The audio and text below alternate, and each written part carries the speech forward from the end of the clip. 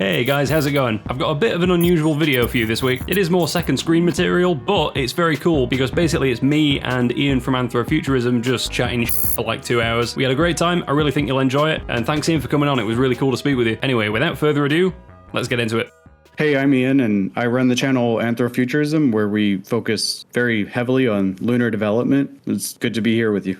And I'm Zandros, if you haven't seen me already. I'm more focused on general futurism, usually leaning towards something kind of space-related, but it's a bit more kind of vague and nebulous than than the stuff on Anthrofuturism. The stuff on your channel is really heavily geared towards lunar development, as you say, and I guess a good place to start would be like, I've heard you say that, you know, the existence of the moon in the first place, like right next to Earth, lets us kind of play space colonization sort of on easy mode. And like, why would you say that is? Because obviously it's good to have a celestial body right next to us, but also like the fact that it's not got an atmosphere, the fact that it's like a lot less massive than the Earth is, makes it really useful for hauling stuff off of it to use for whatever purposes we want. But I feel like you've probably got a lot more nuanced, interesting kind of view of it than I do. So why would you sort of say that it's so good to have the moon just sitting right there for us? Yeah, so it's crazy because the moon is like almost the size of Pluto, sort of almost like its own planet, and it's just in orbit around Earth. And Earth is a relatively small planet to have such a large moon. I mean, I'm not an astronomer, and there's obviously billions of planets, so I'm sure it's not super unique, but it's at least unique in our solar system. And there's some evidence that like life might not have even formed on Earth without the moon. So it's kind of it makes it sort of freakishly unusual. Yeah, and that's from like the tides. From my understanding, if I remember correctly, the moon creates the tides, which kind of have this like stirring effect. If you think about like a organic stew, and it sort of mixes all the compounds together that we've had sitting there in the early ocean. Yeah, I don't know if like chemical processes and stuff wouldn't get going quite as easily if it weren't for the moon. Yeah, or you just have all this anaerobic bacteria like you do get in stagnant water. But then from a practical standpoint, today it's a giant ball of feedstock already in orbit, which I know I say constantly. It's like my catchphrase at this point, but that's because that point is very important. And I don't think we think about the moon that way. And it'd be better if that mass was in low Earth orbit where we can use it. And if you think about all the benefits we get from space today, imagine multiplying that by 1 million or 100 million. That's what the moon can do for us. But in order to do that, we have to build a mass driver on it so we can carve up pieces of the moon and fling them to low Earth orbit where we can then turn them into useful things. Yeah.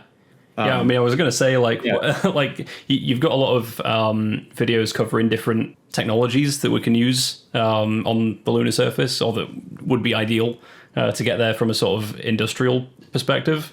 And I've always thought mass drivers seem like a good idea, particularly obviously on like an airless body. I actually just made a video about launch loops as well, which is a similar kind of vibe, but on a sort of weirdly huge scale and trying to shoot stuff out of the atmosphere on Earth. But from a lunar perspective, obviously, mass drivers would be really cool. You've also covered stuff that I've never even conceived of before, like the train idea that you had with like the, how would you even describe it, like nuclear-powered trains on roads made of lunar regolith as like a really efficient way to transport stuff around. And then different ways to mine the moon and like using solar furnaces and all this kind of stuff. Like, I don't know, do you have a favorite? The solar furnace for sure. Like the moon train thing is kind of just, it's cool and it's a way to learn about some other things. Now, like the video I'm about to come out with, which might be out by the time this is out, I kind of reanalyze these giant vehicles on the moon by and I always I start off with a vague idea of what I want to talk about, but then I just let the math kind of carry, and I follow the math is what I'm trying to say. And something I should have done earlier that I kind of took for granted, I kind of assumed honestly, was that we would need to use like vehicles at least as large as the mining and construction vehicles we use on Earth today to excavate and move millions of tons on the moon. But it turns out even just like a single Starship load of vehicles is almost more than enough for what we need for the next several decades. And like, wait, for real? To put that into yeah, I was shocked. The numbers, like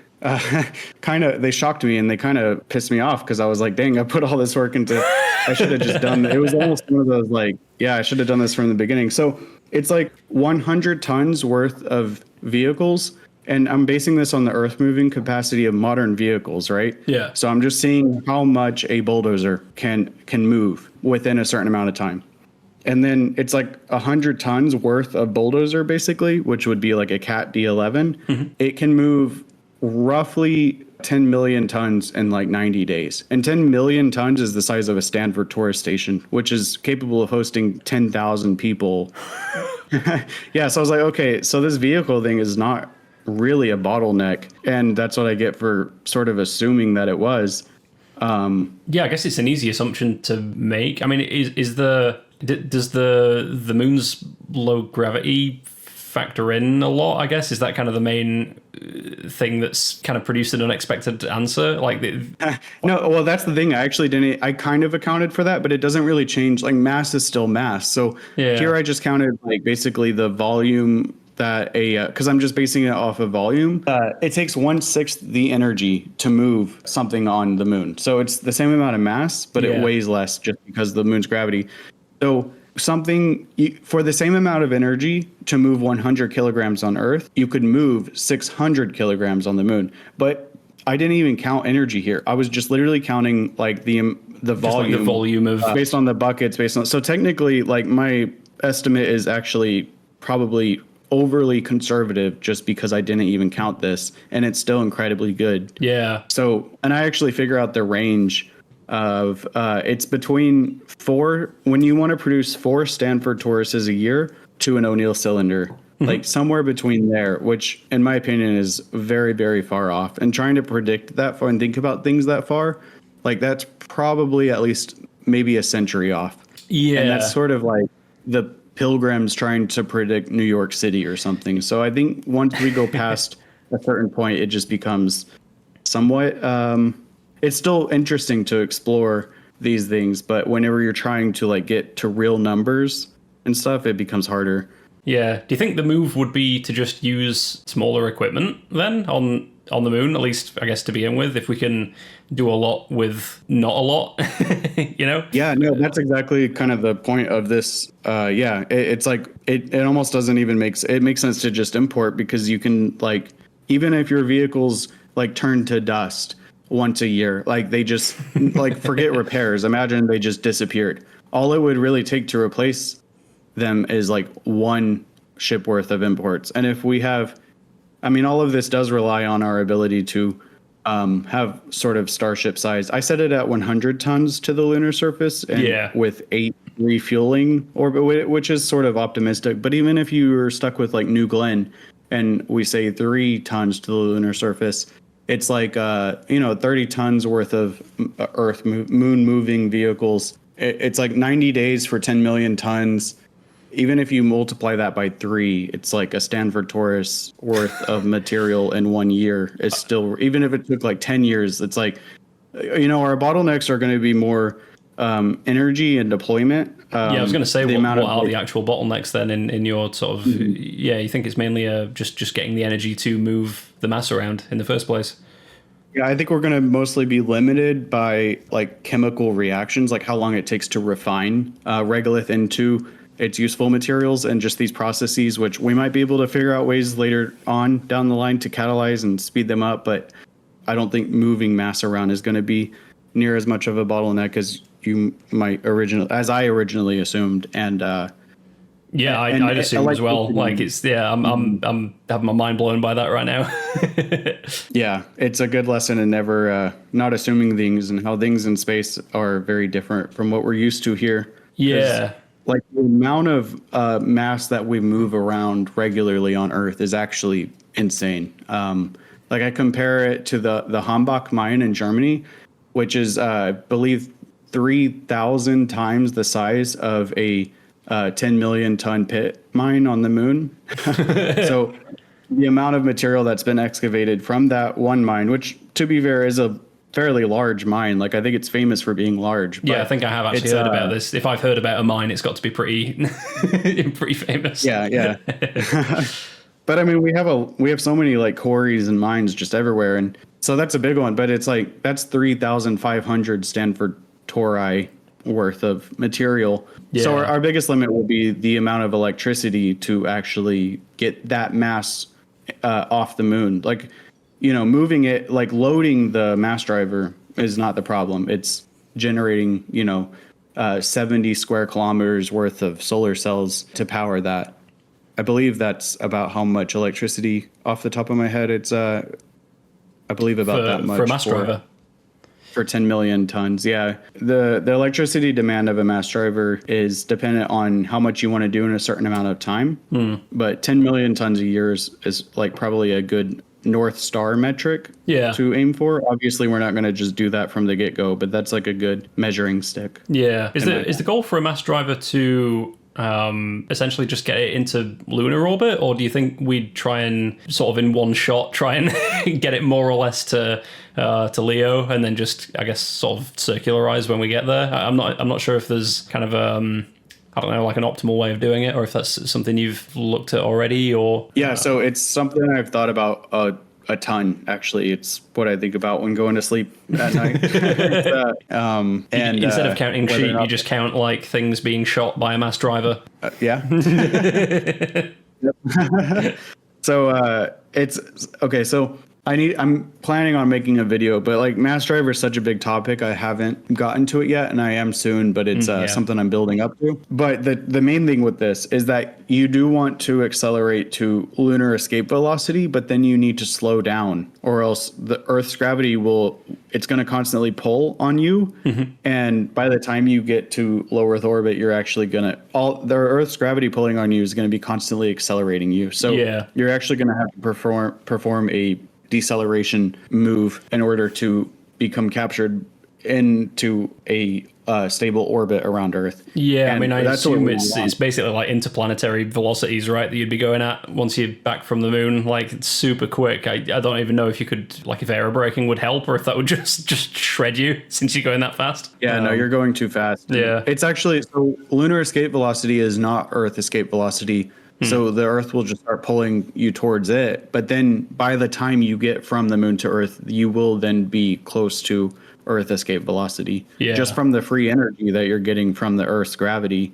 So you have to combat that. So it makes it tricky for just launching. Like, I think a lot of people think about a mass driver and they go, okay, problem solved. We'll just launch a bunch of rocks, and then we'll figure out the rest later. That rest, those details are like where the devils are at. O'Neill, originator of the O'Neill cylinder and stuff. He has pictures in his book. They're kind of cartoonish and funny to me of a giant net.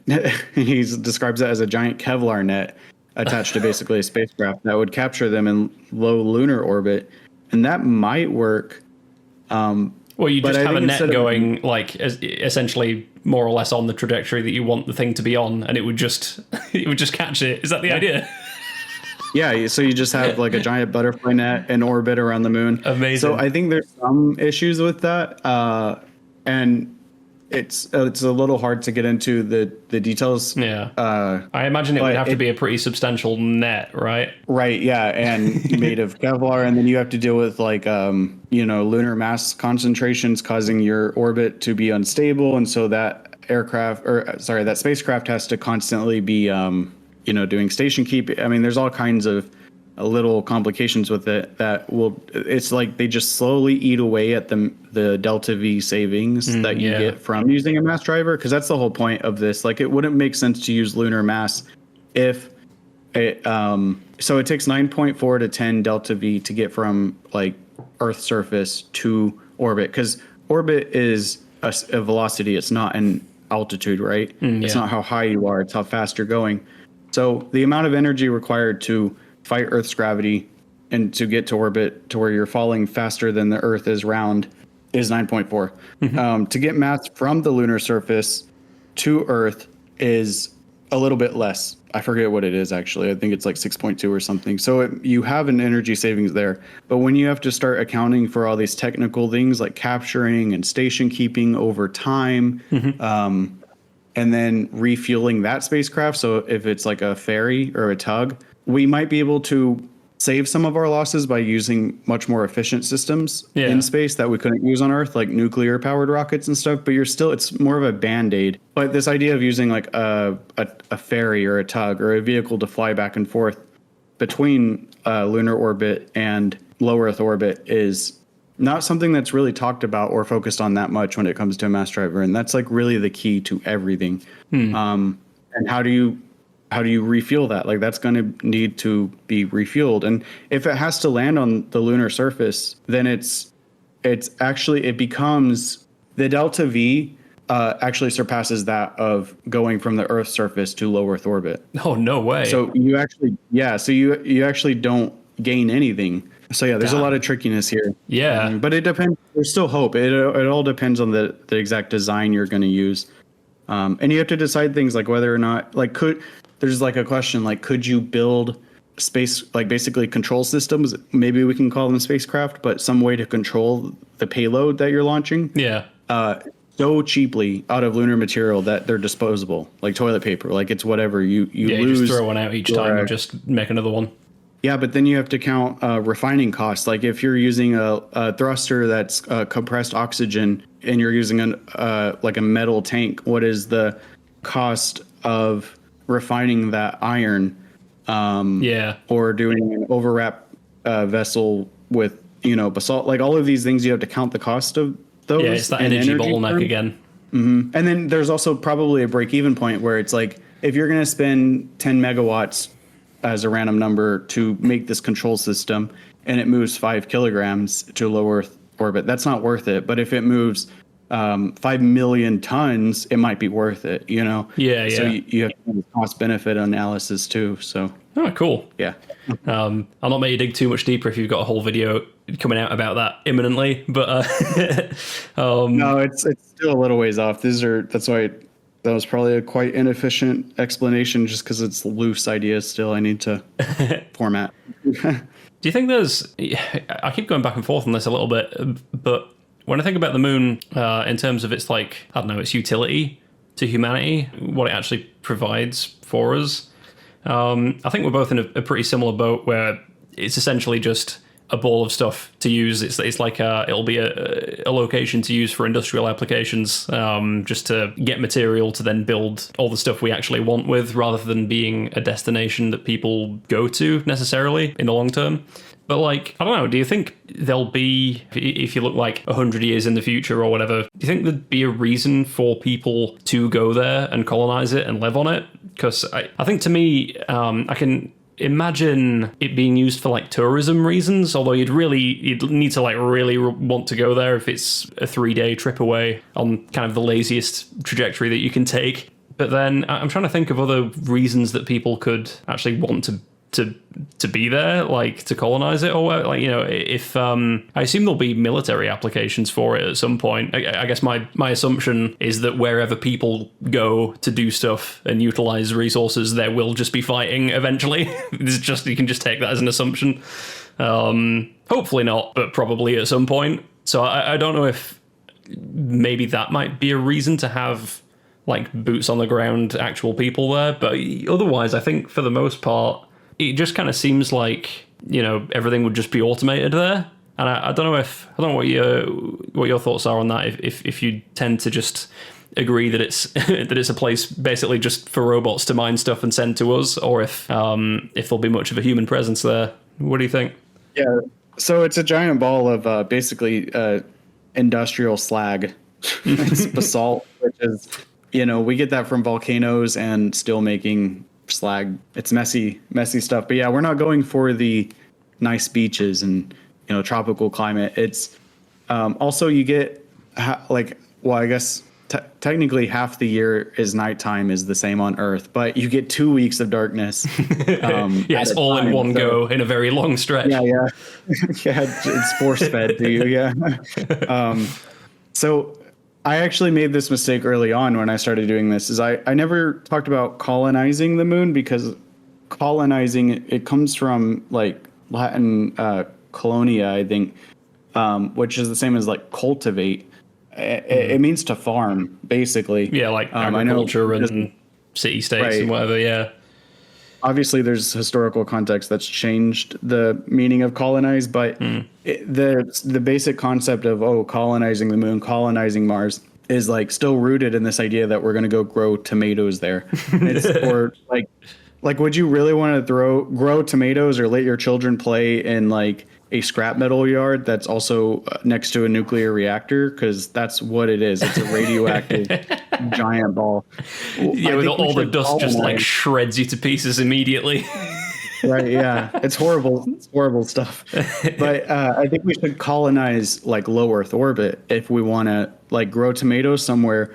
We can build giant habitats according to our own design. We can make them all have perfect tropical or Mediterranean climates. You know, you could grow wine in orbit if you were able to tailor and create exactly what you want. And we could do that with lunar derived mass. Yeah. So I don't think there's going, I mean, I could be wrong, but I don't think there's going to be a big reason to live on the moon.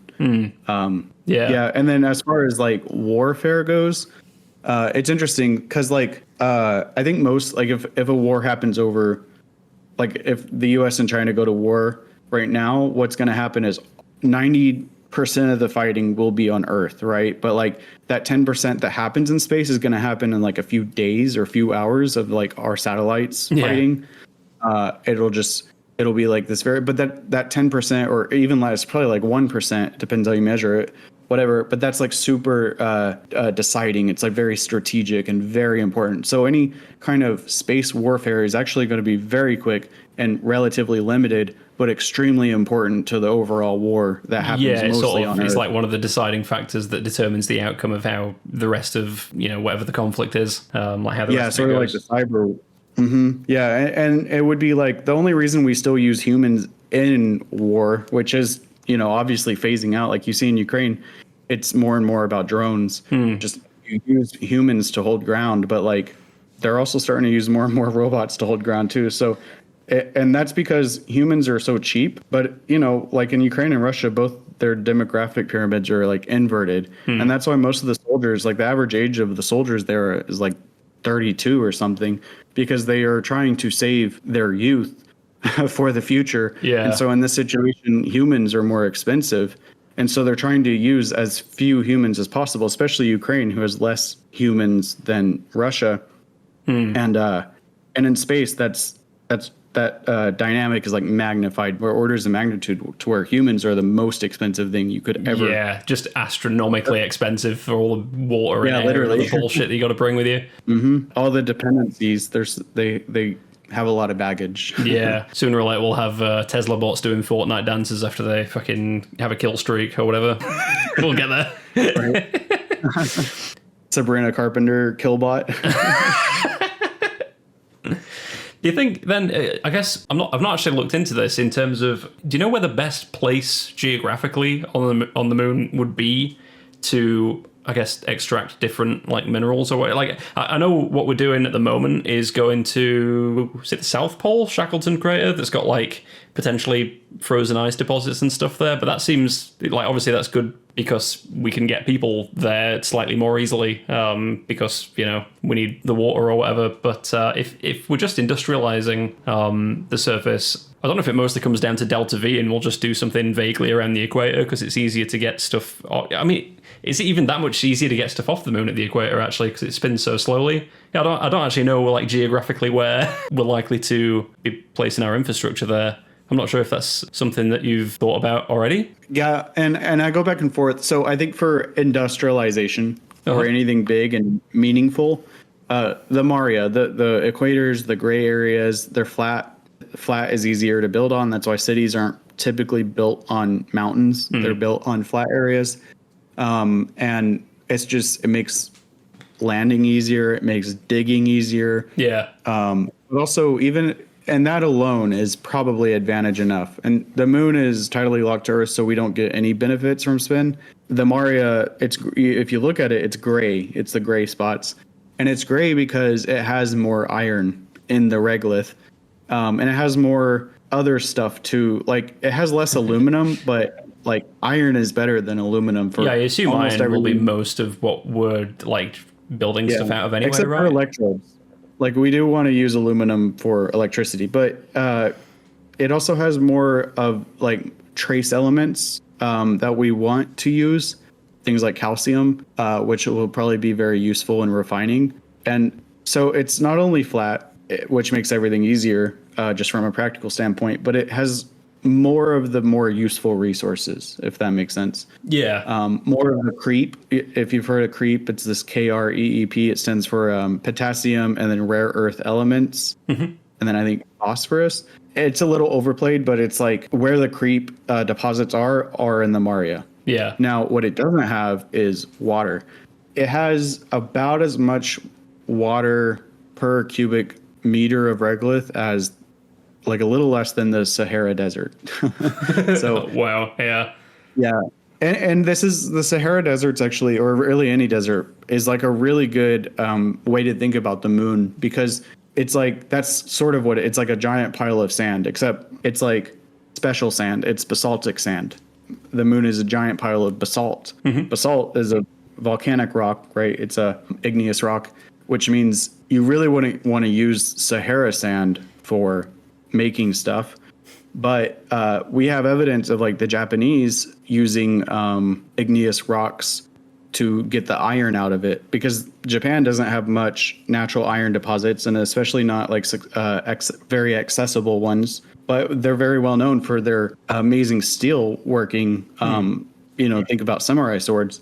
Well, they would get that from iron sand, which they would get from basically, I don't remember if it was basalt or another igneous rock. But so we could think about the moon as like a giant desert, but with like pretty enriched sand, like more than the Sahara Desert. But when it comes to things like water, just thinking about the desert is a really good analogy. So there is water more water on the poles, right? In permanently shadowed craters. And there's more volatiles of other types too, because these craters act as like giant cold traps. Over time, it collects things. So also like helium-3 and stuff like this, which we might want to use for certain quantum applications. It's going to be in these permanently shadowed craters. The problem is that these craters, if you look at them, they're sort of like mountain ranges. Might be an okay way to think about it. Mountains might be too big, but it's like it's landing on hills and stuff. There's not too many flat areas. Yeah, I've done this enough in Kerbal Space Program to know that it's kind of difficult to land at like a 20-degree angle. Exactly. And that's why we never did it during Apollo. Like they knew then it was hard, so they always just landed on the Maria. You mentioned helium-3. I'm not actually sure how, because there used to be the bigger thing made about it being like a nuclear fusion fuel, but I've heard people say more recently that we're more likely to do something like, was it tritium or deuterium fusion? So that the moon wouldn't necessarily be good for that application. I don't know if you have any more insight than I do into like nuclear physics. Isn't really my my area of expertise. But yeah, I'm not sure if the helium-3. What were you saying? The other application would be like quantum something or other. Yeah. So I'm not an expert on any of this as either. So take it with a grain of salt. But from what I've heard, it's almost like in a tokamak fusion reactor, which is the one where they use like magnetic confinement and a plasma and a toroidal shape. That plasma donut can exactly. That can use tritium, which then decays into helium, I believe, which then decays into helium-3. I could be wrong about all of this, and that gives you a certain amount of energy yield per, I don't know what it is, kilogram or something. I'm going to be crucified in the comments. But we'll cut this part out. If you start instead with tritium and like helium-3, you actually get like 70% more. And it's like 10 electron volts versus 17. So it's like using a more efficient fuel in your engine, basically. The problem with that is there's actually not that much helium-3 on the moon. There's not that much all peppered on the surface, anywhere. isn't it? Right? It's like delivered via the like the solar rays. Yeah. So I don't know how it's made, but it's like blasted out by the sun. Yeah. And then if you imagine you went into space, and it's like parts per million or parts per billion actually, within a cubic meter of like the flux of it within a certain volume of space facing the sun, you're going to get like parts per billion. So if you wanted to capture it, you would basically create like a giant net or a giant filter, right? So then the particles would get stuck in it, right? So that's actually kind of what the moon does naturally. It's like this giant ball of sand, right? So it's like a giant a filter. So they kind of get embedded in the regolith, but again, it's parts per billion, which is, to go back to the Sahara water analogy, the Sahara dust is like, it's like 100 parts per million of water in the Sahara desert. So we're talking orders of magnitude less abundant than water in the Sahara desert. So you have to dig through tons of sand to get to it. There are tons of regolith, which there are companies looking at doing right now. Apparently it's worth it. And, but I've heard it has more applications for quantum computing, which I won't even try to understand. Yeah, anything quantum. If anyone asks me like, oh, Dan, you're like, science, space, whatever guy. Can you explain this quantum thing that I saw in a video? And I'm like, no, I have no idea. Just don't even try. I'm just going to dig a hole. I have no idea. I wondered if, obviously, the industrialization of the moon, obviously it's all serving to build things like Stanford Tauruses and O'Neill cylinders and all, spaceships, whatever it is that we want to do throughout the solar system. And like, I flip-flop a bit on what my kind of overall vision is of what I think the future of the solar system will be like. Like, if you could, look at things 100 or 200 or 300 or 1,000 years from now, what the solar system will look like. Because I tend to assume, I guess I'm a bit Isaac Arthur pilled, most people will probably live in some kind of rotating habitat, I assume, if they're even sort of biological human beings by that point. I know it's kind of hard to guess at whatever weird, genetic engineering or cybernetic stuff might happen, but assuming that we're just sort of talking about regular humans, I tend to assume at some point within a few hundred years, most human beings, and maybe even most animals for all I know, might actually be living inside of O'Neill cylinders or whatever. And I don't know if that's a view that you broadly share as well, or if you're still planet pilled, or yeah, what are your thoughts? Because I tend to just assume that so long as you can replicate an environment that's close enough to what Earth is like, or I mean, even better, you can choose specifically, whatever kind of environment you'd like to live in. You can, set the thermostat or the brightness or whatever to essentially whatever you'd like inside some kind of hypothetical, fairly large megastructure habitat type thing. I have to assume, just based on probably how cheap they'll be to manufacture in the really long term, that most people will live on them and will basically just treat planets like balls of resources. I don't know what you think of that, 'cause it's kind of the attitude that we already have towards the moon, but sort of generalized across celestial bodies, really. Kind of this hard, cold, practical calculus, which I know a lot of people are going to be disappointed when they probably already tuned out if they were, whenever I raged against like growing tomato plants on the moon, but like there's nothing wrong. Like, we do want to expand life beyond Earth, but like also gravity wells are for suckers. You have to fight to get in them and you have to fight to get out of them. And we have asteroids. So, but then again, if we find like the most valuable thing in the entire universe is going to be to find another Earth. So that would be great. And then how do we get there? But this is like, so hopefully we can find something like that closer to us, because it's just free real estate. But how do you rate the likelihood of that, actually? Because I think I'm pretty pessimistic in terms of, definitely in terms of, something like alien life existing. But I suppose, like, if you've got a planet that's Earth-like, I would assume, based on what I know, that it's probably a planet with some life on it to produce the oxygen. So my assumption would be that there's probably going to be a pretty long distance between us and anything that Earth-like. I suppose it depends what you mean by Earth-like. Because if it's just, about the right temperature, has an ocean and a nitrogen atmosphere and some clouds, I guess that might be a lot more achievable. But still, you need like some kind of respirator sort of thing, sort of set up to exist on the planet, Avatar style. Blue people Avatar, not guy with arrow on his head Avatar. Yeah, what do I think the chances of something like that existing is? Yeah, sorry, my question meandered quite a lot there. Yeah, what do you? No what would you rate the chances of sort of something fairly Earth-like being quite near to us, like cosmically speaking? I don't know. I feel like every day they find a new planet in the Goldilocks zone, and then it turns out the whole thing's made out of like giant plastic dildos or something. It's like it's never, oh, we found one that works, and then it's like, oh wait, no, the whole thing's made out of. It's just a ball of spiders or some shit. Yeah, something horrible. A booger planet. So, yeah, I don't know what the chance. They would be awesome, obviously.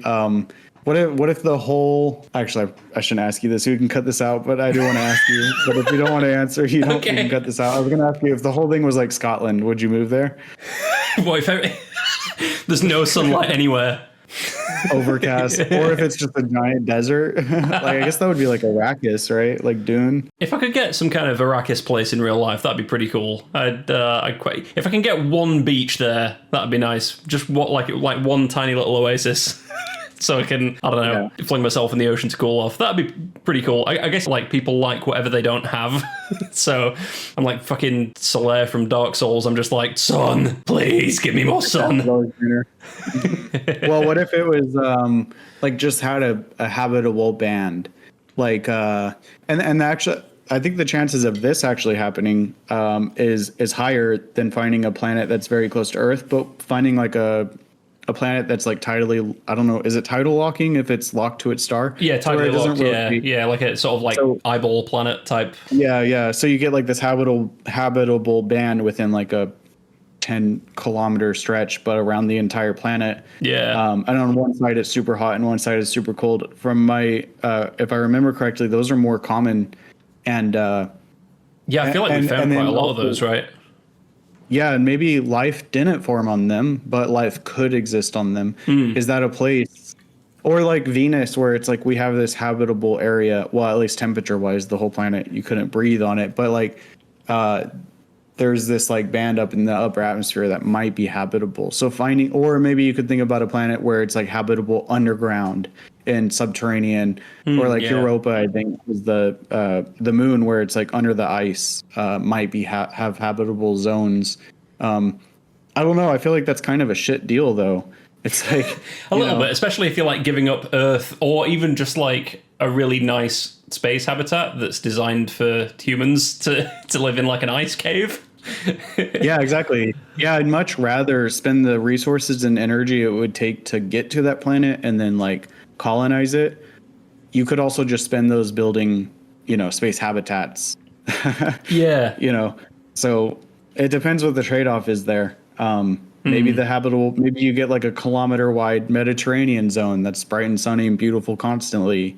That'd be cool. Yeah, that'd be rad. Like, because you could basically choose, I guess it would be a little bit like a habitat in the sense that you could choose which, like depending on exactly which part of the planet you live on, you can just be at twilight all the time, or be like really hot, scalding summer all the time, or just, you can just kind of choose whatever vibe you like. And it's, I don't know how close they'd be to each other if you probably couldn't walk from one to another, but it'd be like, I don't know, like an average American drive from one type of place to another. That'd be pretty cool. I think of all the planet types we're likely to find, I think probably some kind of tidally locked thing would be probably the coolest. I'm not sure if the weather does something weird on those things, because I don't know if you ever see them like illustrated, they've always got like a gigantic perma hurricane on one side, because I guess they're just getting a shitload of energy from the sun constantly there. So I wonder if it would look cool if you sat directly under the eye of the storm there.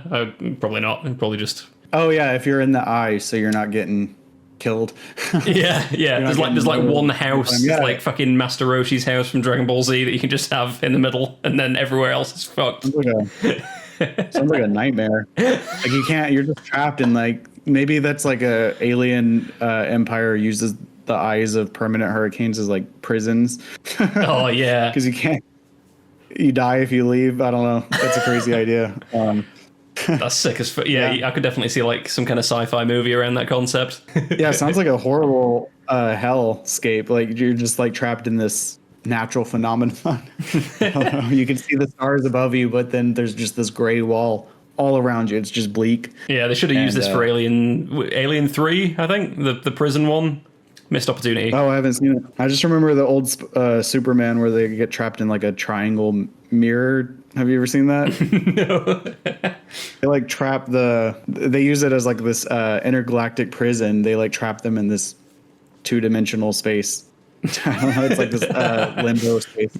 What's a space or science concept you wish other people knew more about? For me, it would obviously be lunar development. Oh, and actually, I know I just asked you a question, but if I can make another statement, I just wanted to say I do feel like this whole flocking to planets is almost like you know how like Columbus, when he discovered the New World, or I know that'll get me in trouble. He didn't discover it, but when he landed in the New World, I know what you mean. He thought it was the Indies. Like he literally thought it was India. Yeah. And then all they could think about was like, oh, what spices are here. And when they found spices, but then it was like gold, and it was like this quite limited stuff. I do feel like that's like the modern minds of flocking to planets. It's like we can't even think about what the future of like a post-planet future would be. Like I say, okay, we'll have Mediterranean climates and a habitat. And it's like, okay, cool. But then there's like this wall after that. It's like, well, what comes next? Well, it's very hard to think about what will be the geopolitical dynamics between two habitats be? Yeah, like would they be independent governments or it's wild to think about. States? Yeah. I think about maybe it would be something like Italian city states, like around the Renaissance and stuff. Yeah, maybe. I tend to assume it'd be good if they could. I don't know if there was some framework for general cooperation, at least like within each solar system or whatever. It depends how far in the future we're talking. But, for things like, I don't know, having the ability for two habitats to dock together or whatever, stuff like that. Or sort of if you'd make like the size and rotation speed, you've got 3 to 5 different general sizes or whatever, so that people kind of know what they're getting into or whatever, sort of broad agreements. I don't know, sort of UN style, but for space. Yeah, you could string them together, and it might actually be advantageous to do. Like maybe we only ever build one giant station. We start small. We just start building onto it. It's kind of a crazy idea, but if you think about like what is very valuable in space, if we can deliver a lot of lunar mass to low Earth orbit, then what becomes valuable is like life support, like electricity, and like hooking your, like basically if you're a company and another company has, or the government has a space station, and this is already happening to some extent, to where like, hey, can I add my module here and I'll pay you rent? Like you feed me the electricity to keep my lights on, I'll pay you rent. And so it's a win-win. And so we might just like get to a point to where there will probably be other reasons to build other ships, but you might have this kind of agglomeration just because you're building onto pre-existing advantages, if that makes sense. Yeah, definitely. I mean, it'd be cool to, I don't know if you could make some kind of variant of the O'Neill cylinder where, you can have it kind of just floating on its own, but if you had them kind of docked end to end, so that they can open up enough so that you can walk from one to another, and you can just have a really, really long tube, so you can just kind of additively increase the size of the cylinder over time. That'd be cool. That's probably completely impractical, but well, like on a smaller scale, it might be that way. I'm sure other people would be like, oh, we have a political fallout, I'm going to go build my own station or whatever. But you see like old cities, and there's like an old town. There's like the old part of town, and then everything was built onto it. Yeah. And that's exactly what might end up happening here, to where, I mean, somewhere between that old stone courthouse and that modern glass skyscraper, it was an evolution.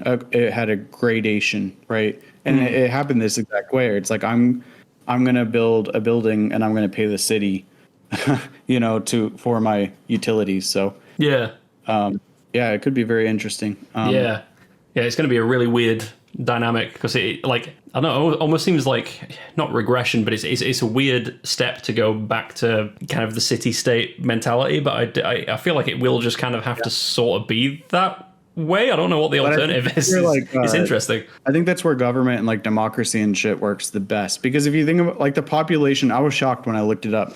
The population of the continental United States during the time of the revolution and all of these great ideals that we hold up and love was like 2.5 million, including slaves and women.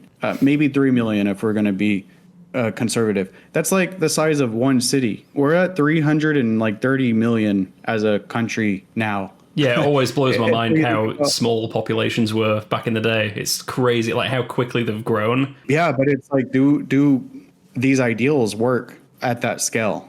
You know, like yeah. So I don't know. It might be. I know Carl Jung said he prefers small states because it means small catastrophes, and I kind of agree with that. That's a good point. Yeah.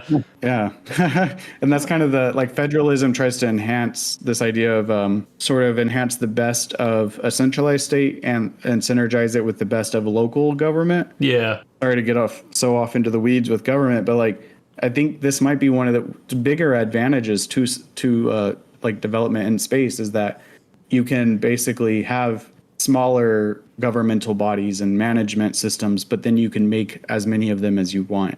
Yeah. But I guess let me get back to the question I asked and then interrupted.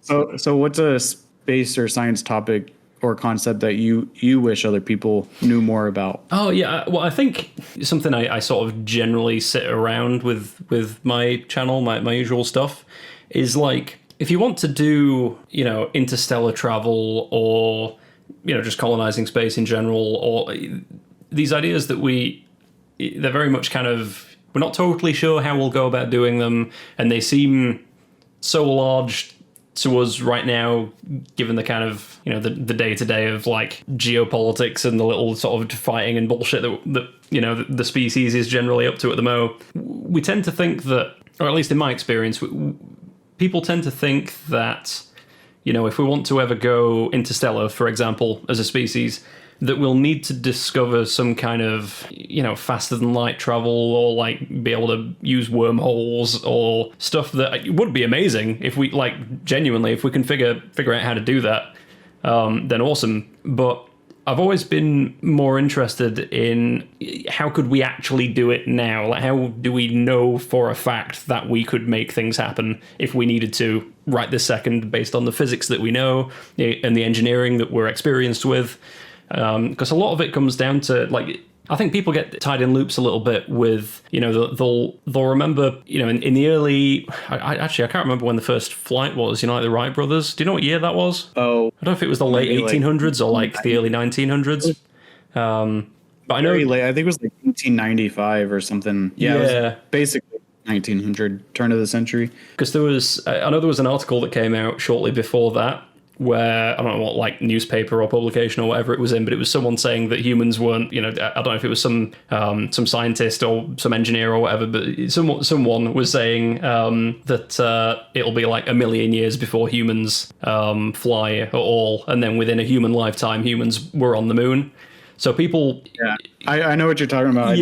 I wish I knew the exact reference a bit more specifically, but people, I find, tend to go, well, you know, we were so kind of wrong about things in the past, so the things that we know now might just be complete bullshit. Like, you know, 100 years from now, we might have FTL and blah, blah, blah, and whatever.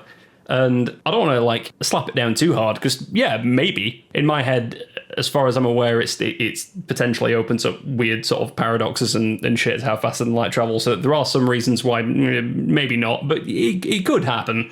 But I think there's a difference between, in the particular case of, you know, the Wright brothers flying, where it's not as if there was some hard physics limit, like some equation that said humans will never ever be able to fly. Like, it was just a very difficult engineering problem. And the more outlandish things that people think that we need to have now in order to, you know, expand massively as a species, are more sort of physics breaking ideas. Yeah, and it's it not. was just energy, right? Like that's what got airplanes to work. That's why most of Leonardo da Vinci's designs didn't work, is because he just didn't realize he didn't have combustion engines to make. Yeah, it's engineering Well, principles, and it's now Yeah, it's but like he I'm had trying almost, to. Oh, sorry, go ahead. no, yeah, he had almost everything correct. Well, not from a medieval. There's other things too, like From a most, medieval standard, he was dead on. exactly, yeah, and really ahead of his time. But then he would try to have a peasant power a pump, like a turbo pump or something, to like drain a swamp. And it's Yeah. like you can't. What he lacked was power density, and I think that's what most of the solutions to these. I don't. Yeah, FTL is like probably too far out there, but like going like 80% the speed of light or what, or even 10% is Yeah. it's just a question of energy and how can we harness that energy, and the answer is infrastructure. Like that's Yeah, the exactly. way we get to this crazy future is infrastructure and development, and that's why I say lunar development, not lunar colonization, because growing tomatoes on balls of slag in orbit is not going to get us there, but pasting fields of solar cells will. Yeah, 100%. And that's kind of my angle to a degree is trying to get people to see that even if we don't overcome some, particularly hard kind of physicsy type problem, there's no reason why we can't just address the things that we want to do as an engineering problem with the kind of sensible physics that we already know. Like, we can still get there. I think there's a kind of a false dichotomy of either crazy sci-fi technology, we'll be living in Star Wars land, or we'll all be on Earth forever and nothing will ever happen. And I don't think it's either of those two things. I think it's, we can have this kind of future in the stars, but we need to just sort of seriously treat it as the sort of serious engineering problem that it realistically is. So that's kind of the angle that I wish people would see more of. So that's what I'm trying to do with the channel, at least.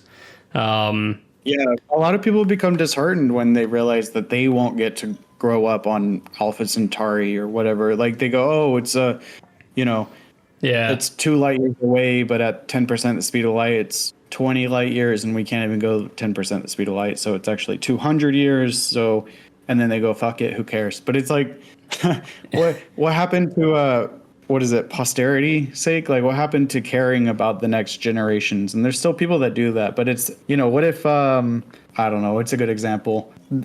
I guess if we look at history, a lot of progress is actually just aligning incentives. Yeah. So like we wouldn't have computers right now if the British hadn't created like steam pumps to pull water out of their coal mines, which kickstarted the Industrial Revolution. But they didn't really do that thinking about their great-great-grandchildren. They did that based on what was practical right then, what's going to make them a profit right then. Yeah. So everything's like an emergent step of what came before.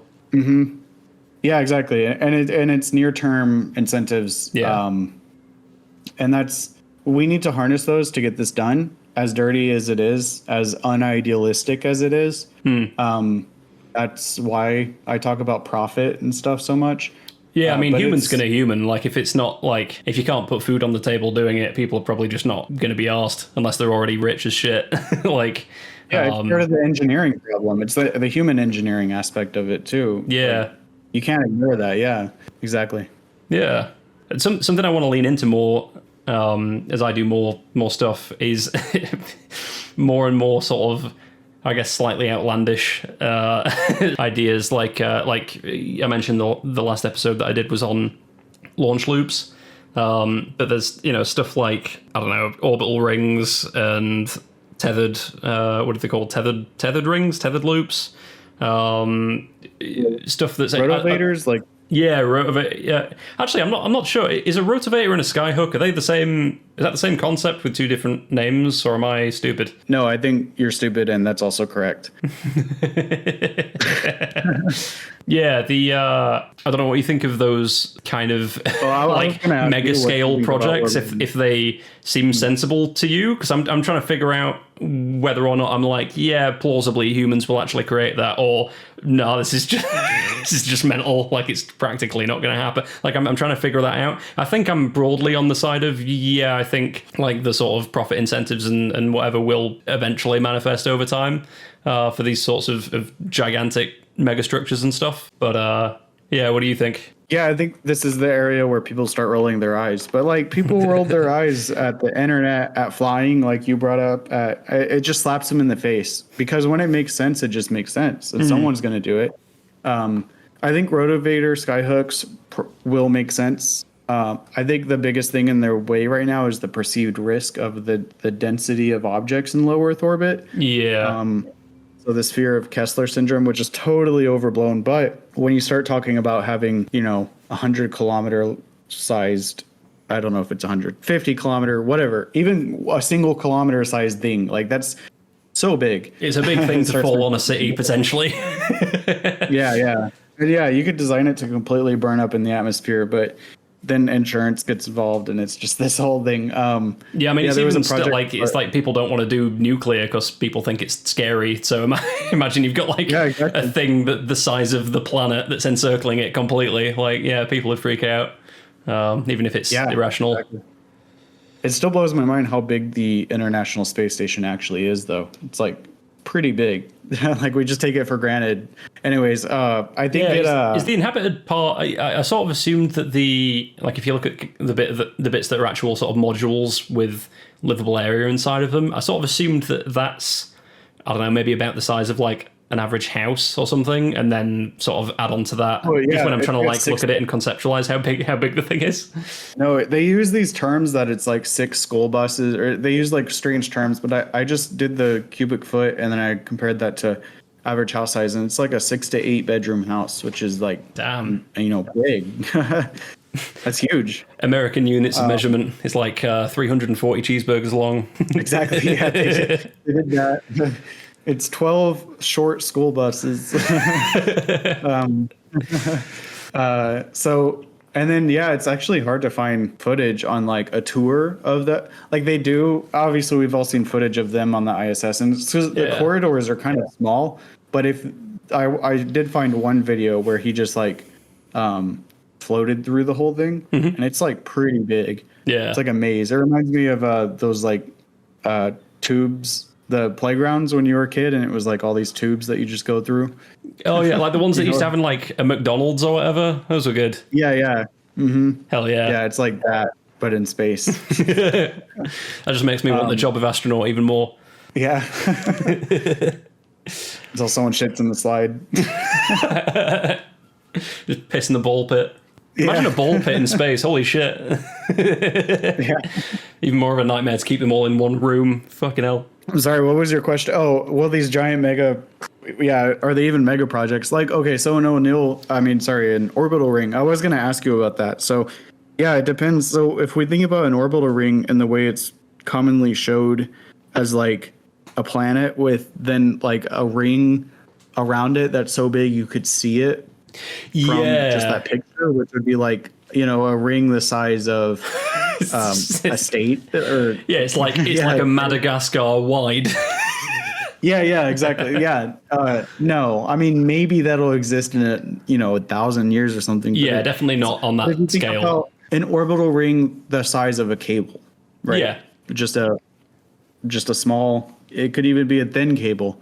We have that in terms of undersea cables and highways. Yeah, that's what I keep coming back to in terms of like launch loops and orbital rings and stuff. Is like we've technically made stuff that's kind of this big before. It's just sort of lying on the ocean floor for the most part. But like I don't think it even, provided you have like the mass to orbit capability, I think an orbital ring, I'm not sure about the elevator part, but at least the ring itself shouldn't be that difficult. Like you can basically just put a bunch of stuff in orbit and then just weld the ends together, and then that's it, and just spin it up a bit faster, and you've technically got one already. Like, I'm saying that I'm probably simplifying because I don't know if you'd need the guide wires for it to be useful, but maybe for it to even be properly stable, I guess, once you've got bits and pieces kind of floating over it, like magleving over there. It's super tricky. I'm sure there's some.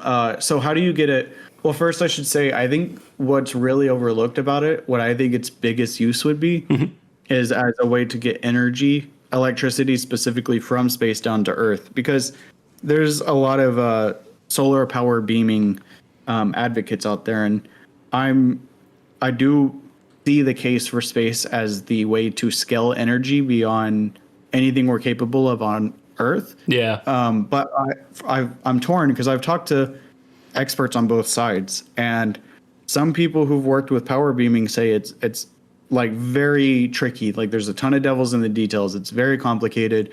The atmosphere is not like a lot of space-based power advocates talk about the atmosphere as if you could like interference frequencies change. It's a turbulent medium. It's not just a solid unit. It's like the frequency that you need to be efficient in the stratosphere is completely different than what you need at sea level. There's all of these complications. And then even if you didn't have those complications, convincing people to set up a rectenna, which, you know, people are afraid of 5G and Wi-Fi, you know, and we have to fight to get some of these things done, like, you know, at least here in the US. So this giant microwave from space, it just seems like engineering, maybe it works, but then the cultural and political side of things might take longer. But it's basically taken a whole generation to make nuclear power okay in the public's mind now. Like, you know, Gen X is still very much freaked out by nuclear, at least in the US. And so, but where I think nobody talks about orbital rings coming in is that you can have, because it's not orbiting, and that's where it gets weird, but it's not orbiting, it's just balanced by gravity on all sides. You can literally have a wire coming down from space, a physical wire, all the way down to the ground. Yeah, no beaming needed. Yeah, no beaming, and you just plug that in. And but the crazy thing is, it's like, and then a small wire like that is totally, from a mass standpoint, is not that much, especially if you have a mass driver. But then how do you get the thing to not orbit? Like, to start building it, you have to, and I'm sure there's some solution out there, but how do you go from orbiting to not orbiting, you know? Yeah, well, I think so. From my understanding, so I've not done a video about it yet. So usually I just like research topics as I come to do a video about them. So I'm aware of orbital rings, but I need to do more before I'm ready to like actually say stuff with confidence about it. But to my understanding is that you start with essentially a bunch of, if you imagine satellites next to each other in orbit, in sort of almost a continuous ring, and then you basically weld the edges together so they become continuous, and then spin it up slightly faster than, well, it depends how much faster, depending on how much mass you want to solve. Sorry, that raise their, but going faster, like you'd increase their velocity, which would raise their orbit. It effectively would if they were individual satellites, but if it's literally a ring around the Earth, if you assume it's like if you've connected them all together to make a solid object. Now, if you spin it up more, it should just tension the ring. And then from that point, you can build a sheath around the orbital ring, which you would make stationary with relation to the surface of the Earth. So I guess it would spin, but at the same rate as the Earth. So you have the inside is still orbiting. Yes, and you spin it up as fast as you need to, depending on how much weight you want to put on the outside sheath that's sort of floating on it. You do magnetic levitation. I think designs for this tend to use maglev. I think that's probably the best way of doing it. I think if you make... Oh, that's how you get it to stay in space but not be orbital? Yes. So it's like that sheath on the outside is the bit that's stationary, and then the cable on the inside is rotating faster than orbital velocity. And then you just have as many 10 kilometers a second. So nothing can touch it. But it would absolutely shred you if you touched the, because I think most of the time when you see like when you see an illustration of it, they've got the sheath around the entire spinning bit of wire in the middle. So it looks like just a continuous sort of solid ring, but I think you could just create individual, like imagine if you just built that internal spinning part around the Earth, and you just wanted to hang one like space elevator from it, so you can get people up and down from the ring just on, like you only want to install that one thing and you don't give a shit about the rest of the ring. Just hypothetically, you wouldn't do that, but like just thought experiment, if you just wanted to use the ring for that one purpose, I think you could only actually sheath that one little bit that you're trying to climb up to and leave the rest of the ring exposed. So you don't necessarily have to build the sheath until you're trying to build something on that part of the ring, if that makes sense. So you can have exposed wire bits if you want. Just so long as, again, nothing touches it. But yeah, that's my understanding. You're going to have to constantly accelerate the... it's going to start decelerating, so you're going to have to put energy into the system somehow, and these details start getting... Yeah, definitely. Well, I won't quiz you on them because I know you haven't done the research, and neither have I, so we're just speculating. I tend to think it's a mixture of either solar panels on the ring itself and or just assuming that we have nuclear fusion already. I think it's... so you can power it from the ground. Maglev, you could do reverse maglev. You could put energy into it from the thing that's levitating from it, you know? I guess that could work, huh? Yeah, that's interesting. But it's definitely something I need to look into more. But the launch loop on its own is already a fucking hilarious idea. You're familiar with launch loops as a concept?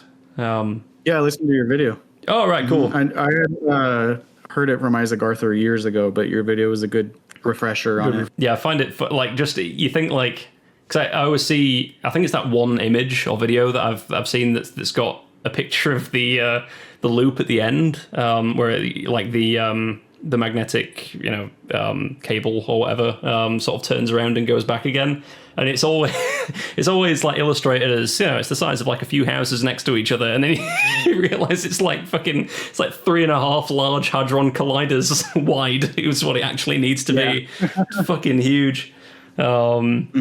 But yeah, that's a fun concept as well. I'm not sure if we'll kind of leapfrog from there to orbital rings before we go full scale. Maybe. Or maybe do the tethered ring thing. I don't know if you're familiar with the tethered ring concept, like as a distinct thing from orbital rings and launch loops. But it's an idea where if you basically imagine the same thing as an orbital ring, but imagine you make it with...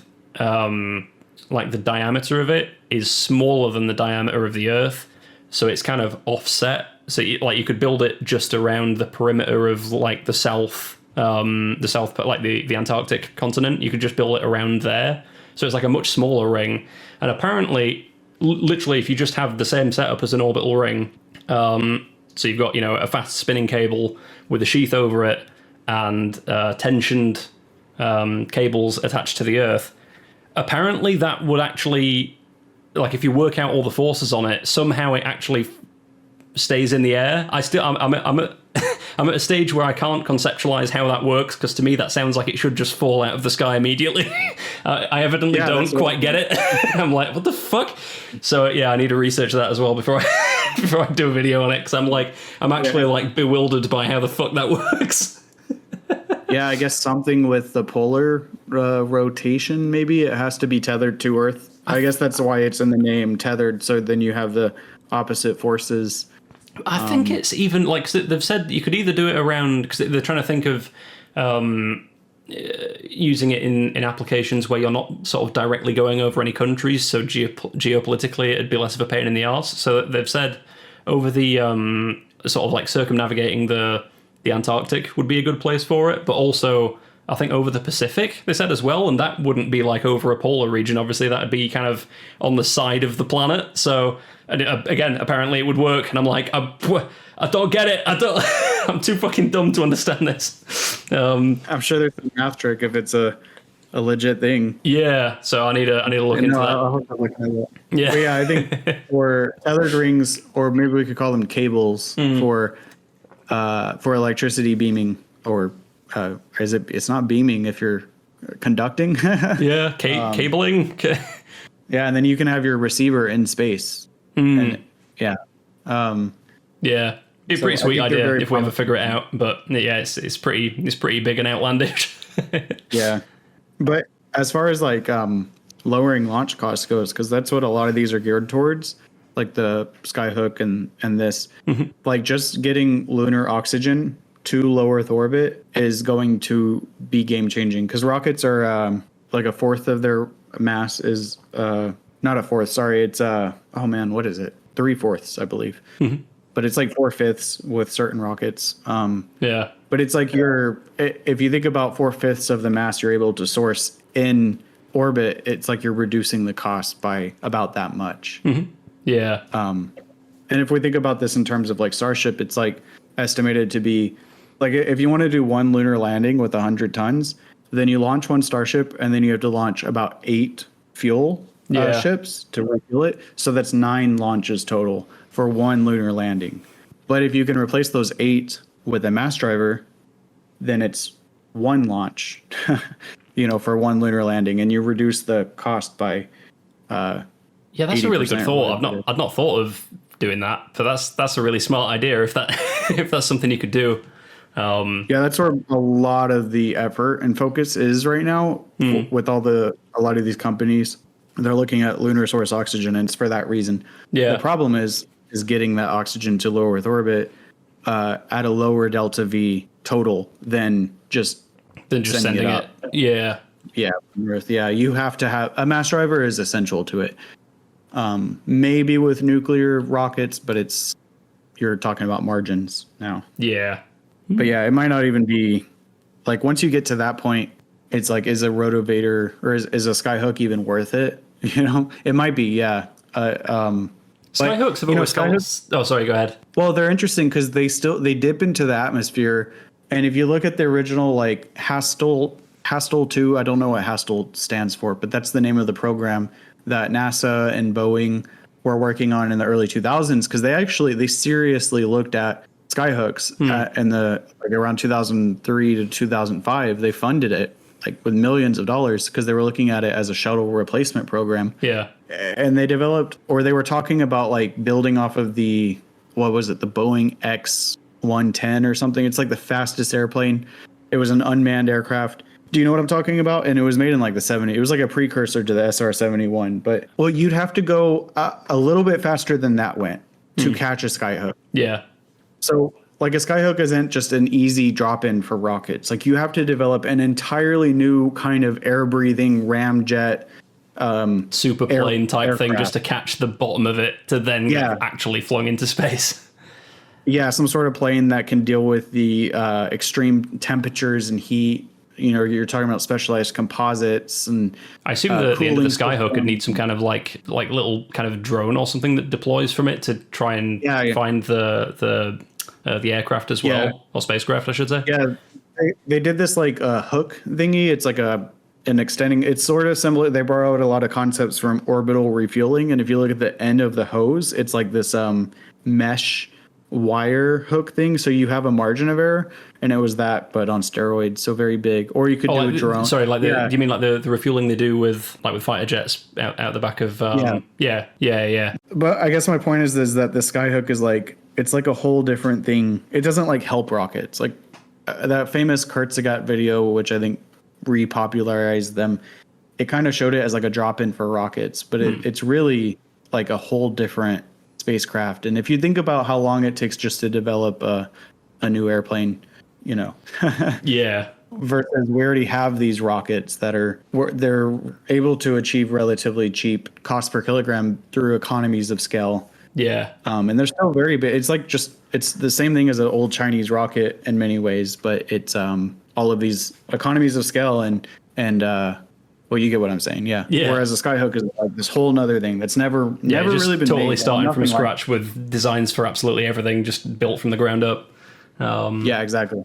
Skyhook's always slightly weirded me out in the sense that like, on the one hand, it feels like, I'm not sure how big of an issue this is, but it feels like they should slow down a fair amount since they're dipping into the atmosphere quite a lot. Obviously, they're kind of... Sorry, say again? You have to recharge it, energy in, energy out. It's all because and with you like using it in one direction and then having to use it in the other, it's like a bridge that falls down if you keep driving over it in one way and not the other. It's just a slightly weird. Like it makes me uncomfortable that you have to. Like at least a launch loop, you can just go, okay, we're not going to use it for the next year or whatever, so let's turn off the nuclear power plants on either side of it or something and slowly bring it down. Whereas that's a really good point.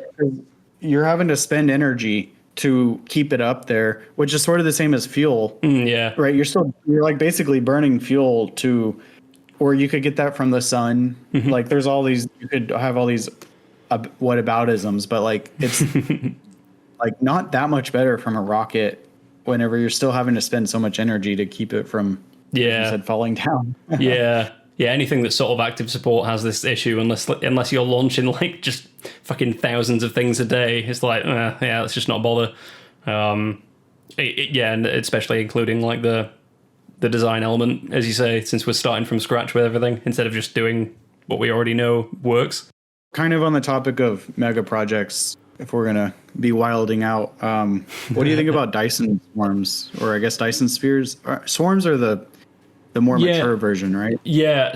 Like my understanding actually is that when the concept first came up, I think that Dyson sphere, the term Dyson sphere, meant what we now refer to as a Dyson swarm, because everyone misunderstood the idea to be, it's a solid sphere around a star that collects the energy, which I don't think was ever practical as an idea, because you'd like just a solid thing that big would need like I don't know how many solar systems worth of mass to build.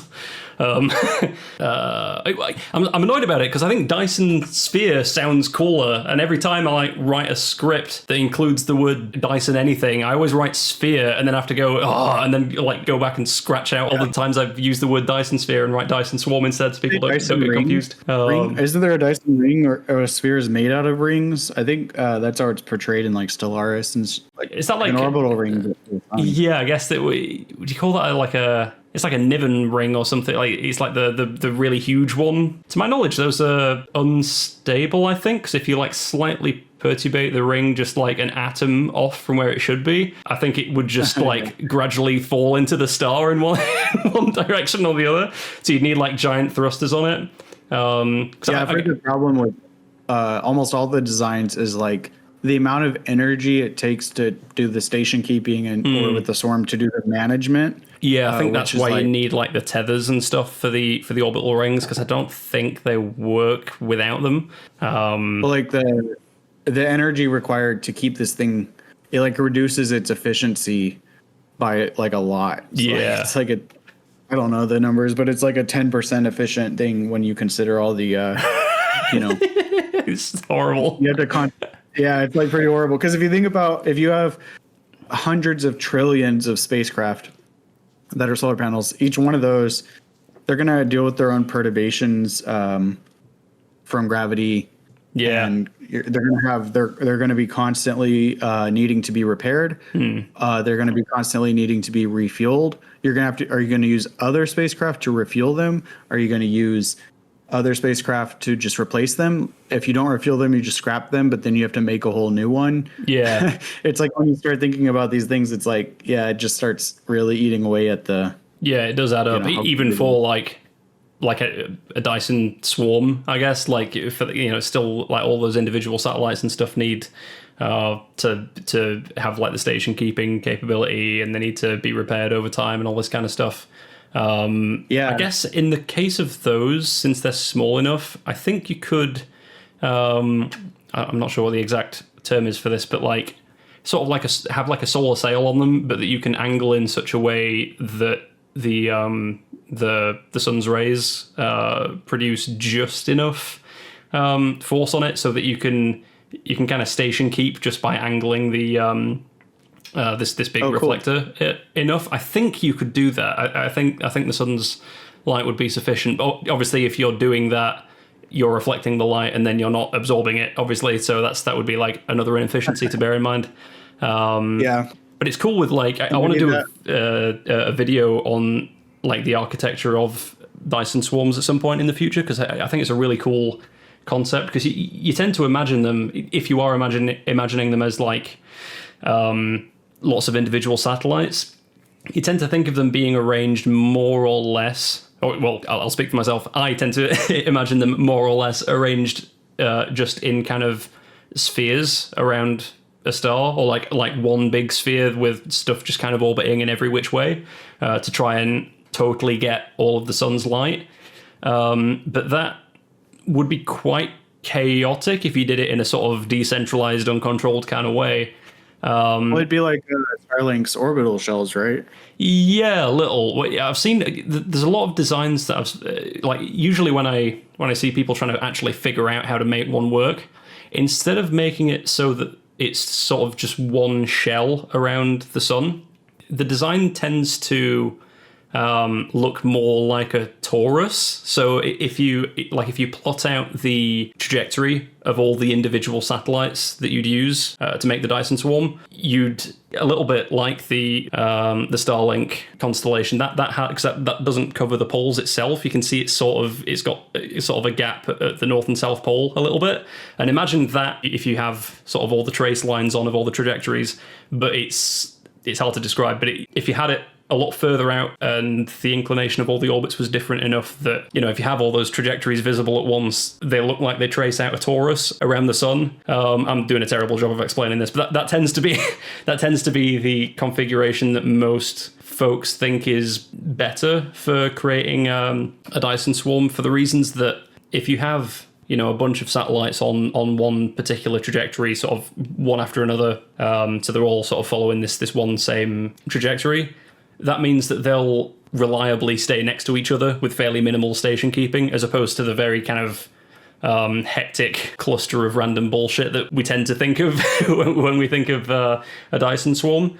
So if you have it so that all of the satellites, instead of themselves being the collectors, you have them all just as reflectors. Like I've seen like solar farms like this in real life, where they'll have a bunch of reflectors on the ground around one sort of central place where they actually harness the energy. It's like they focus all the sun's rays in one place, so that all kind of the complexity that goes into actually harnessing the energy is just in that one place, instead of having to build lots of individual solar panels, which are more costly. If you did that on a stellar scale, you could have, above the north and south pole of the sun, you could have the collectors, and then have this sort of torus of reflectors around the sun, shining the light onto where the collectors are. That seems to be the design that I see the most when I'm looking into people that like seriously trying to figure out how one would work. But that's more, I guess, if you're building it all, from scratch, as like it's like one government or something is doing it all in one go, and it's not this decentralized thing. Because I think then, like we were talking about earlier, where each different space habitat is kind of its own thing that does whatever it wants. In that scenario, you probably would end up with more just kind of a cluster of stuff just orbiting in any which way, trying to collect as much energy as possible, if that's the angle that we end up taking. So, and to be fair, doing it that way would probably eventually soak up all of a star's light. Like you could effectively eclipse it eventually from every angle. Whereas if you're doing this more sort of ordered toroidal setup, obviously you're only capturing a certain proportion of the sun's light, so you'd need a bunch of these toruses at increasing distances from the sun at different angles, and then they would still be overlapping each other in various areas, so there's sort of no perfect configuration for it. But it's an interesting thing to think about. So yeah. Well, and it's like, yeah, I don't know. I think we might be like caveman or like early medieval people thinking, man, there's so many rivers. Imagine one day when we can use all the water wheels. Yeah. Imagine how many canoes we'll have. Yeah. Like by the time you get to the, by the time we could get there, we might be doing 0 point energy, like harnessing quantum vacuum, blah, blah, whatever. Yeah. Like it might not even be the best way. Yeah. Or we might not even. Like, this is sacrilege. It's blasphemy. Because obviously energy is how we trace progress and standard of living. But it's like, it makes, I have a hard time thinking about what would we even use that much energy for? Yeah. Like you literally don't need that much energy to create elements. Yeah, it's like, I did want to do a video about like what you could do with the energy of a Dyson swarm. I know there's concepts of being able to kind of channel the sun into a giant rocket engine, essentially. Yeah. I wonder if you could just, if we're talking about building Dyson swarm shit, then you might be able to just like deflect the sun's energy back into it on one side of it, which could make it have like kind of thrust on one side. Yeah, like accelerate the entire solar system in one go. Yeah, I think might destroy the planets in orbit. Yeah, it feels like it should. Idea. Yeah, it feels like it should fuck with the orbits of the planets, but the prevailing wisdom seems to be that the orbits would just move with the sun, and I'm like, would they? But I don't know if it's to do with the acceleration being so slow. Yeah. But I think I did play about with this for a while, and I think I found that the acceleration would be like ridiculously small to the point of like, I don't know, but by the time you've moved, I don't know how far you'd want to, like, by the time you've accelerated it up to like some substantial fraction of the speed of light, the sun would be dead by that point or something. But it'd be cool to get a more efficient like version of that, because I know there are a few. I think this is another thing that Kurtz Gazette did a video on, like a slightly more efficient way of doing that than the sort of bog standard one, which is basically just a big reflector shield thing in front of like one side of the sun that reflects half of the light, the half of the light that's hitting it back again. So it's like all the radiation pressure is on one side. But yeah, I'm not sure if we've envisioned a way so far to make it particularly efficient, but it would be cool as fuck if we could figure that one out, because that'd be awesome. Your favorite nuclear rocket, fission or fusion design? I'm not actually or one you. I mean, I always I've done a video already on the on just Orion. I know that's the most bog standard one, but I just find it fucking hilarious that it's just chucking bombs out the back. Yeah, it sounds crazy, but I was thinking about that one, and I know about nuclear rockets, but not near as much as some people who are just making their whole life. So I might get them mad at me. But I've always wondered why it uses like this giant springboard basically for the nuke to hit, which typically you don't want nukes to hit like physical material. But I've always wondered, why not use a magnetic field as your spring? Like the same way we contain plasma, you could use magnetic fields as your, you know what I'm saying? The back part of your craft that it hits. Instead of needing this giant continent-sized spring, you could use a very powerful magnetic field. You could also use two of them, and you could angle them to be at a point. Like, so it's sort of like, you know, have you seen where you pinch a boat? Like when you pinch soap, a bar of soap, if you pinch the back of it, it creates like that very kind of powerful thrust. Yeah. You know what I'm talking about? Yeah. Like you could, this is just me thinking about shit while, you know, going on road trips or whatever. Do you know anything about that? I don't think I've ever thought of that, but that's a pretty cool idea. I wonder if it wouldn't like soften the blow as much. Like it might. Yeah, I'm not totally sure, because obviously the whole point of like the pressure plate system is to like distribute the force delivered over kind of the maximum amount of time possible, so it doesn't like bludgeon the people inside of it to death every time one goes off. I'm not sure if an electromagnetic field, you could increase its strength. You could vary it using a, you know. Yeah, and then it would have that effect. I'm not sure. Maybe I wonder if maybe back in, was it the 50s? I don't know if maybe they didn't have the tech to vary them that quickly. Maybe they did. I'm not actually sure. I genuinely don't know. That's a really cool idea, though. We should look into that.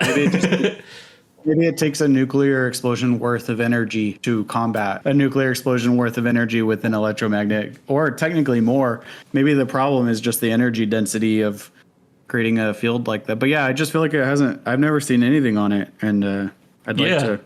No, that's a good shout. Yeah, I wonder if just it's not been thought of before. Potentially, in retrospect, it seems fairly obvious. But yeah, I'd never thought of it. So yeah, you might be the guy. You might be the guy to make it. Yeah, I doubt it. I find I'm always late to the party when it comes. So if I've thought of it, it's definitely been thought of, and it's probably wrong. Yeah, it's always the thing with this sort of like, especially the big megastructure stuff. It's always like, oh, I've thought of a new idea, and then it's like, no, you didn't. Some fucking guy in like the late 60s or some shit wrote some sci-fi book that's obscure as fuck, and it's got that in it as a concept already. There's always, every single time there's something like that. It's funny. But it's always like using mechanical, like Leonardo, you know, he had the principles right, but lacked the combustion engines. It's like that with that science. It's like, oh, well, this probably wouldn't work in the 50s, but it could probably work with like modern composites, material science. And, and I feel like that's where a lot of like you could find really good ideas from the past that were forgotten because they wouldn't work back then, but they can work now. Yeah.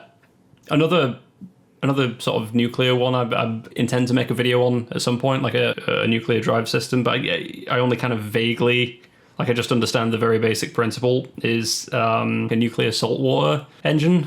I'm just sort of aware of the concept. I think it's a Robert Zubrin thing. He usually cooks up some interesting ideas, but yeah, that's another one for me to actually research properly before I say anything about that just embarrasses myself. Speaking of Zubrin, would you fuck, marry, or kill? live on Mars? Huh? Oh yeah. Oh, it's funny. Fuck, marry, kill. Robert Zubrin, Elon Musk, Carl Sagan. Fuck. I'd probably marry Carl Sagan. That dude was a fucking bro. Who would I kill? Maybe Elon Musk, just because he's kind of cringe now.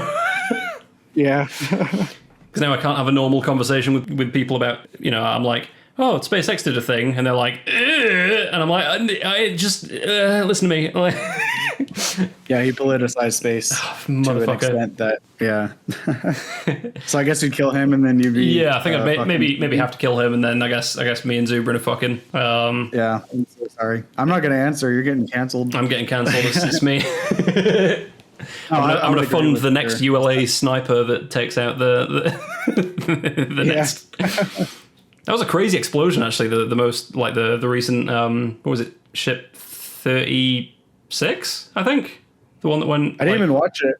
I kind of ignore the headlines, but I guess that was a big one. Because usually they explode because they're testing, but I guess it's kind of like it shouldn't be exploding at this point, right? Yeah, they're not having a lot of luck with V2 for some reason. I'm not sure what the deal is. If they've just sort of if they changed enough things that they're not totally sure what's going wrong now, because you need to like limit the factors at play to if they've fucking like changed everything since V1 and now things are going wrong. I'm wondering if they're like, well, it could be this or it could be that or it could be I think it was is it like an external like pressure vessel that they think maybe exploded and then it just kind of sent everything else. I think it's like something that's yeah. It was a pretty cool explosion. Yeah. Scott Manley on it within like 10 minutes of it happening. He has a sniper in his hand. How does this happen? The video starts with him just sort of like pushing it off the side of the frame. Yeah.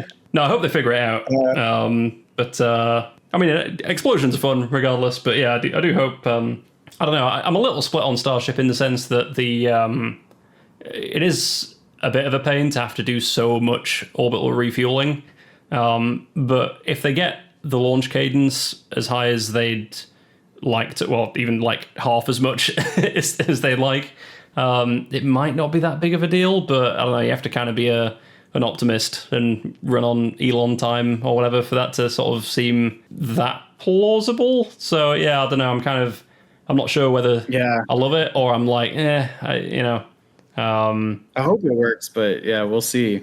What is your most favorite and what is your least favorite thing about AI? Definitely the least favorite thing would be how just everything is fucking AI now. Like, like if you go on YouTube Shorts or whatever, like just every single goddamn thing is that you probably know it if you listen to it. That one same AI voice. Did it sound like sort of like? Yeah. You know the one I'm talking about? It's that guy that's like, I can't do it, but you know what I mean? It's there's that one goddamn act, like I swear to God, it's probably based on and one the writing is particular. always so bad. Yeah, you can tell it's like some 14-year-old that's like, I'll make a YouTube channel, and then they just mass produce. Yeah. Yeah. It has like 800,000 views. Yeah, and I'm like, why do I fucking bother trying to put effort into things? I know. Yep. But I think maybe most favorite. I don't know. Most favorite might be like at the very least it started an interesting conversation around automation because I know that different folks land in different sort of camps with this. It's kind of a fairly contentious issue, but I've always thought that in principle, there's nothing that you can't automate. Like no task that a human person does as a job just absolutely cannot be automated. There'll be a way of automating essentially everything, and I'm not saying it's going to happen in the next year or the next 10 years or maybe not even in the next 100, but I have to imagine at some point, might be 1,000 years from now, but at some point there kind of won't be anything left for people to do. Yeah, I just can't conceive of a thing that a person can do that oh, sorry, go ahead. That's your favorite thing about it? Yeah, well, I think it's a cool, like, one, it's a cool thing to talk about, and two, it might be a good thing for society. It might be an apocalyptically terrible thing, but it might be good. Maybe. It totally depends how it goes, but and I suppose the outlook that a person has about it. Because it could be, like, hypothetically, you could imagine a scenario where things are automated so you don't have to kind of... No one needs to work doing some bullshit that they don't care about just to survive, to put food on the table, to then basically still have to spend the working hours just doing that one thing that they're not interested in. You could imagine it basically just providing shit to people at no cost so they can then go and do what they actually want to do with life. Now, that assumes that people manage to do that, and there's not, we could go a more sort of Wall-E direction where everyone just becomes morbidly obese and doesn't do anything at all. Like, I think people still need motivation to get up and do whatever it is that they want to do instead of just becoming like, a big sack of shit that just consumes and doesn't do anything. But I think it's possible, at least in my head, and I think maybe even likely in a very, assuming we're having a discussion that's about the relatively long-term, sort of mid to long-term future, that something like that could happen. I think it's relatively likely. The transition is going to be a fucking disaster between where we are now and any possible future is just going to be a nightmare. But I think when things eventually stabilize with whatever with whatever happens, I can definitely conceive of a way in which it could play out positively. But yeah, it depends how you weight that versus potentially the alternatives that might not be so great. Yeah, what do you think? I don't know if you're maybe more pessimistic about its capabilities or... Yeah, I think the most annoying thing about it is the fact that people are either like giving themselves to it like it's a god already. Like they're just like, they're annoying with it. Yeah, Roko's basilisk people. Yeah, or they just use it for everything, or they just completely shun it and they act like it's all bullshit. Yeah, and it's like a lot of the AI companies haven't helped because the free models are actually really shit and the paid models are really good. Yeah. And so if you're like, oh, I'm going to go try AI and you do the free version, you're going to be like, what the fuck is this? And then your friend is like completely obsessed with it. He's like letting it dictate his meals and his schedule. And you're like, why is this guy doing that? Well, he might be using a completely different version that's way better. From a day-to-day standpoint. So I think it's annoying that it's already like divided that way just based on this, I guess, financial model. Yeah. And I think it's like a subjective experience and it depends, like the internet, like it's a tool. It's how you use it. That's my least favorite thing about it. My favorite thing about it is like the deep research function is so nice at just finding tons of resources at once. It's like having your own grad student put together like a dossier or something for you to then go. I mean, you still want to review it, but it makes like the searching part of research way more efficient. Of course, it's okay with emails and stuff, but like I feel like I still have to change a lot. Even with like the good paid versions, you still have to read it. But it's helpful. Like the hardest thing with writing is the initial heavy lifting, just getting something on paper. Yeah. And that's like what English teachers throughout history have always said is just like get something on paper and then you'll come back to it later. Well, it gets that like that barrier of entry of getting something on paper down. Usually if I start with AI, by the time I'm finished, it's completely rewritten and not even close to AI. So you can't even say it's like written with AI, but it's like, it helps me just get some bullet pointed ideas on. And I really like that. And then the thing I really like about it, the final thing, is that it's really good at doing like just bulk mental work. So if you just have to sum a bunch of numbers, or if you have to do like create a table of numbers, like this thing would take me 40 minutes to just put 100 numbers into Excel to then make a graph. But I could just paste those into, chat and tell it to, make a table that then I just paste into Excel, and it takes 2 minutes. So yeah, I really like it for that. As far as like the long term, does it become our God? Does it destroy us? I mean, you could say the same about human progress in general. Like, we have the same issue with nukes, and we still talk about it with the internet. And I guess in some ways the AI is like an extension of the internet. But it's in some ways nuclear power is an extension of our industrial capacity to generate electricity. It can also destroy us. Yeah. So I think it does seem to be sort of viewed as like the next weird existential threat kind of thing by some people. We might go the route that we went with nuclear, where we get really into it for a time and then we kind of shun it and have a ton of limits on it, and then we start readopting it again later. Yeah, I could see that happening. Dune style or Warhammer style, where we're like, maybe let's chill out with the. It is interesting. We live through a time where we get to see humans be so afraid of their own creations. Like, this has never happened in human history, where we were typically, what you were afraid of is the gods, like weather, natural disasters, or the people on the other side of the, ocean or mountain range or whatever. Yeah. Like humans that are the greatest fear. And I guess humans equipped with nuclear weapons and AI, it's still humans that are the problem, but we're getting to this point to where it's like, we're terrified of our own creations. And I think as a human that sucks, but if you remove it's like also really interesting to live in kind of a time period with that. Yeah. Yeah, it's a fun time to be alive. Like, it's weird just looking at kind of the long arc of history in general. It does seem like a lot of things are going increasingly more exponential as time goes on, from like general human population to maybe that one's energy use. Energy use, like the amount of data we can process, like just so many things are sort of, it's like we're in the elbow of the exponential for so much stuff. So it's such a cool time to get to be alive as a human. Although I think in terms of, when it comes to AI, now I am not in any way, shape or form a computer science dude, so I've got no idea, or a neuroscientist in any capacity whatsoever. But I think my assumption, in terms of like, if you wanted to take that general technology to the extreme case, like if you wanted to try and, similar to how we're doing with like Dyson swarms and whatever, sort of like trying to understand what very far future people might be up to, but maybe getting it completely wrong.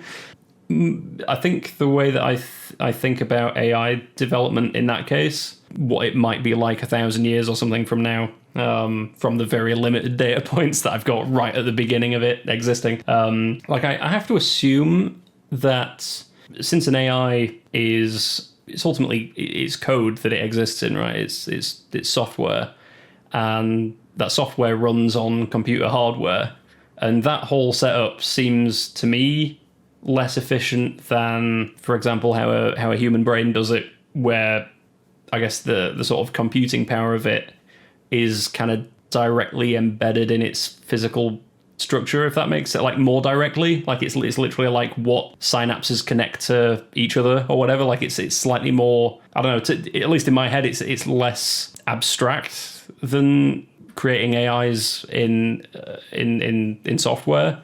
I feel like per unit mass, you could create more, if you just had human brains versus I don't know, some kind of computer system. Like if you had 10 kilograms of matter to use to build some kind of system that could go through as much data as possible, I think a human brain would be a lot more efficient than the more kind of rigid setup that we've got for creating artificial intelligences. So I wonder if at some point, essentially, if we'll figure out a way of emulating what the human brain does but instead of like literally having to grow a brain, like grow a person, or like, like do any kind of genetic engineering type stuff, I wonder if there might be some kind of substance that we could create from like a material science perspective that might in some way be able to emulate the structure of the brain. Like in a very limit case scenario, to me, that would be a more efficient approach. And I'm sure I've seen some research in this direction. Off the top of my head, I can't remember what it was like a year ago that I was looking at this, but it was like some physical structure that sort of emulated how neurons worked or whatever. Maybe if you like passed an electrical current through it or something. I wonder if long term that's more the direction. They've grown computers, circuits and stuff out of tissue. Yeah.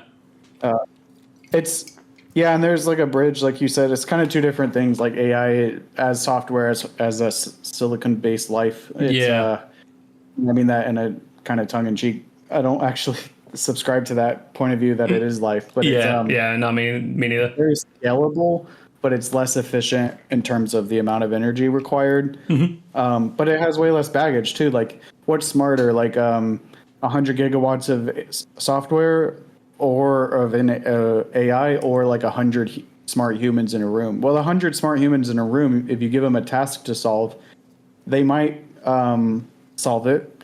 They might come up with a completely different task to solve, or they might all start fighting, or they might all start fucking. Walk out.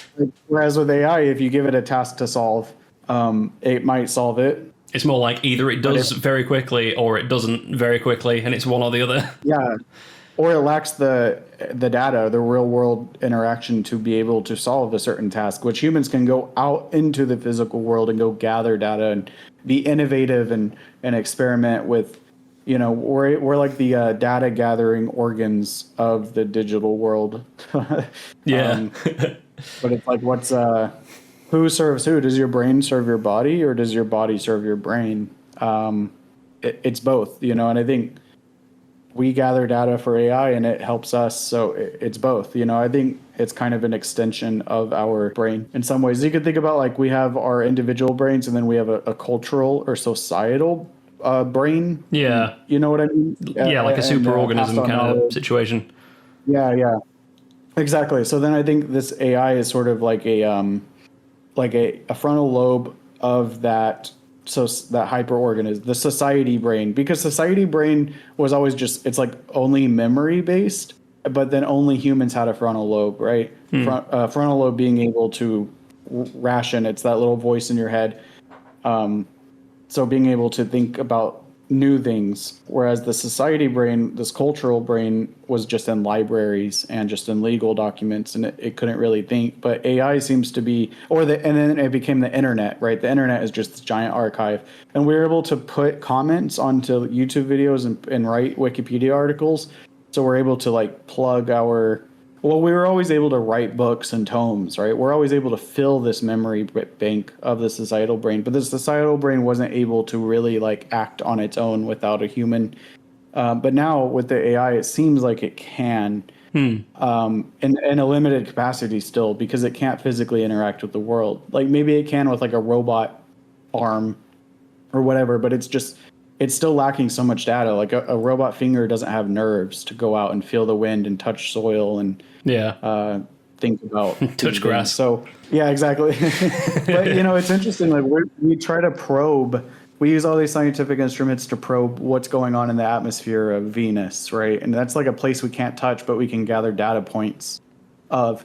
And then it's like we've gotten to a point where we're trying to do that with AI. We're like, okay, what's going on under the hood? We do that when we set off a nuclear bomb. Like we built the thing, but we can't like physically go in there and see what's going on. So we have to create all these models, and we use scientific instruments to probe it. Well, I think like we're doing that with AI, but I think it might get to the point, if it does become like a conscious thing, where it actually is trying to probe us. So it can't access the physical world, but it's going to try to gather data points on its own without us. Yeah. Possibly. I don't know if that's a good or a bad thing. It might be a bad thing because then it might get to a point where it doesn't need us. Yeah. But it's always going to be limited to like a digital lens. Literally, like is a 1080p camera on a Mars rover the same as An eye. seeing? Yeah, an eye. And our eyes are great, but they're not like super special. And there's different kinds. Like birds can see in ultraviolet. Yeah, it's always weird to sort of, it's like it almost just feels like your field of vision works similarly to a screen, but not like you only really get color near the center of what it is that you're focusing on. I think your brain kind of interpolates a lot of, what the colors and things should be around the more kind of peripheral vision. But then you also get more, I think, brightness accuracy in your peripheral vision. Like I remember there's been a few times where I've had like like a fire alarm or something, like in a room that I'm sleeping in, and it's not been going off or anything, but there's just been like a little tiny light that flashes, and if I look directly at it when the lights are off and I'm trying to go to sleep, I can't see it. But then if I look away, if I'm looking sort of like sideways off the edge of the bed or whatever, I can see it flashing in the peripheral vision. So like your peripheral has and there's a bunch of other, it's like where your optic nerves connect is like just a dead zone that your brain just fills in. So there's so many like weird quirks with with how human vision works. And we don't like see the world for what it is. What we do is we see tools. We see usefulness and things. Like you psychologically categorize like we've got a word for, I don't know, keyboard or mouse or screen or whatever, but there's no reason why we couldn't have grouped several different items, like what we consider individual items, into one item, and we probably would have done if there was some utility in doing that. Like there's, you could call the front half of a car one thing and the back half of a car a different thing. Like you could do that. They're all separate atoms, but like we call it all one thing because it's useful to have a word for car. And what is it, like teleological materialism or something? There's like a philosophy term for the fact that it's this chair. It's the chair. They always use chairs and tables, but it's like, is this chair actually separate? It's made out of atoms, and at one point those atoms were a tree, and that those atoms in the tree were carbon being cooked in the furnace of a star or whatever. It's like, at what point did this become a chair? Yeah. Or like, do things exist? And you get into that area. But I mean, it's true. If you walk through your house and you left your cell phone on the other side of your house and you just get up and you walk through, you don't really see your house. You have spatial recognition. So you don't walk into your couch and bump your leg or whatever, but you're not like paying attention to all the details on your couch. You're not thinking about it. That's why we can walk and get lost in thought, or drive and listen to other things. Cause you almost have like two different brains working. One is like navigating the room, and the other is like tool recognition. And your conscious space actually inhabits the tool recognition. And that's why there's been people who've gone completely blind.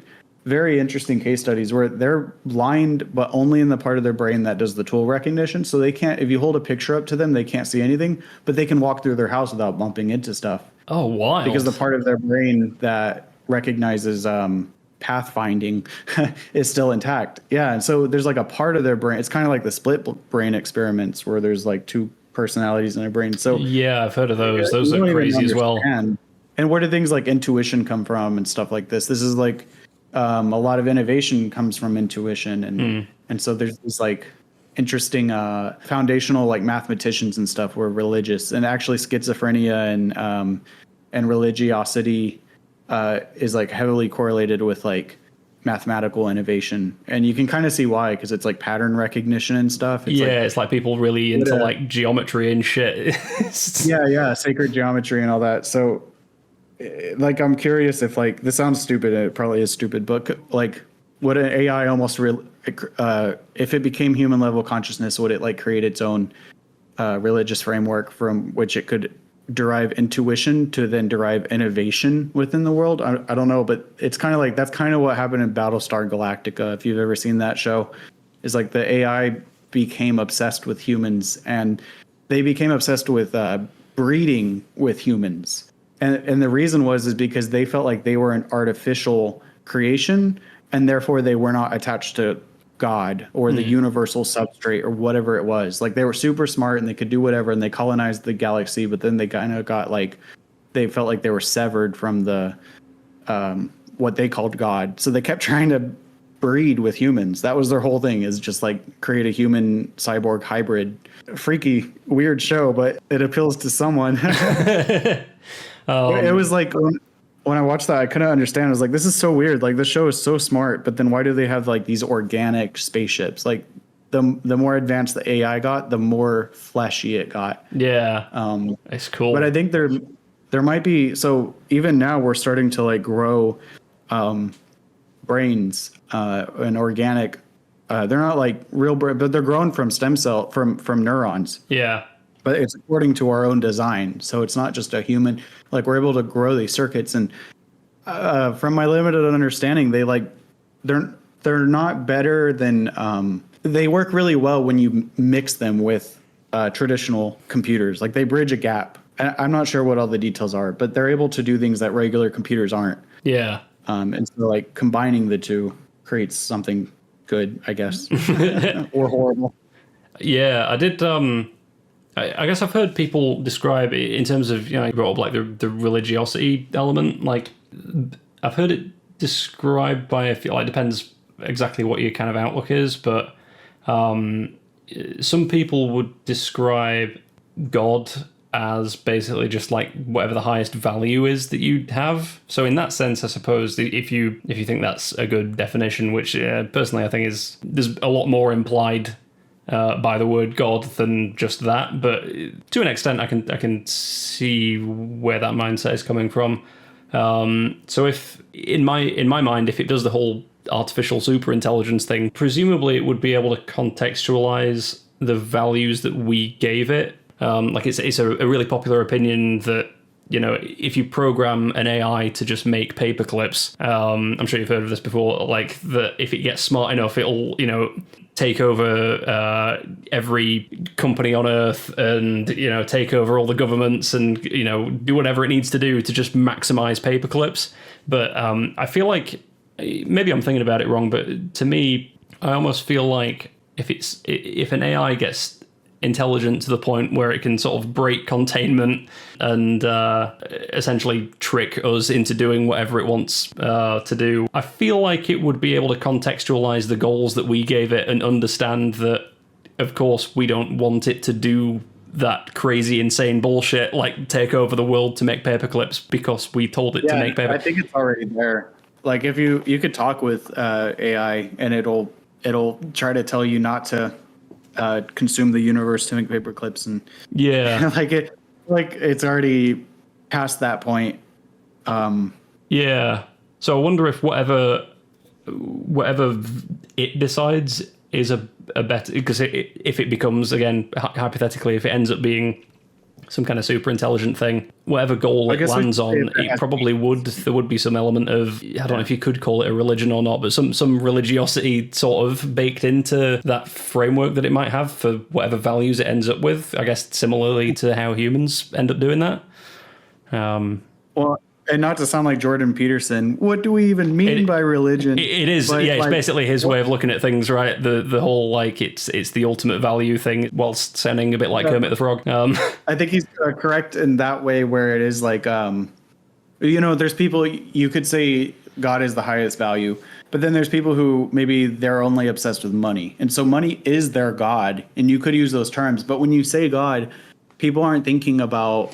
Yeah, that's not the image they have in their mind, is it? Like, it's the or religion. Like, when we say religion, it has a deeper, it like kind of has history and context to it too, right? It like has to. That's why we fight religious wars. If we all just agreed that God was whatever highest value we had, or God was the sun or whatever, then it would be much easier. But because it has all of this like deeper historical and cultural context to it, it's becomes a much more complex, nuanced sort of, I know that. I think in the last couple of weeks there was one of those debate things, but where there's like one person and then in the middle with one opinion, and then there's like 20 people sat in a circle around them that have that you get like 2 hours to debate it or whatever. And I think the Jordan Peterson one, there was versus atheist, because I think that one kicked up quite a big, like, I don't know, there was lots of people fucking talking about it.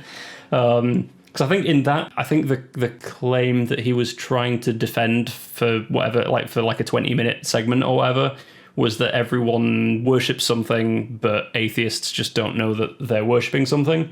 And then someone sat down and said, okay, what, like, define worship? What do you mean by worship? And he was just like, prioritize. And I'm like, okay, in that case, yeah, you've won the argument, but you've just defined the problem as I think a lot lesser than what most people think of when they think of, yeah.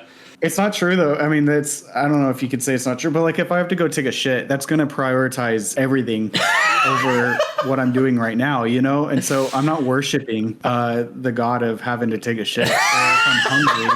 You know, it's like if I'm starving to death or I'm super thirsty, it's like all of a sudden oh yeah, this is worship. It's like, no. Yeah, I think, yeah, that's a good that's a good way of putting it. Sorry to use such a crude term, but it's just like, it's not, you can't just describe whatever you're doing in the moment as worship. Worship is specific to maybe sacrifice is maybe the right. Maybe, yeah. If you're willing to sacrifice your time or money or effort to do something else, then maybe you could say that's worship. As a follower of Turd Jesus, I'm deeply offended. Anyway, we're probably running off the rails now, so it might be a good time to tie this up. End it on shitting ourselves. Yeah.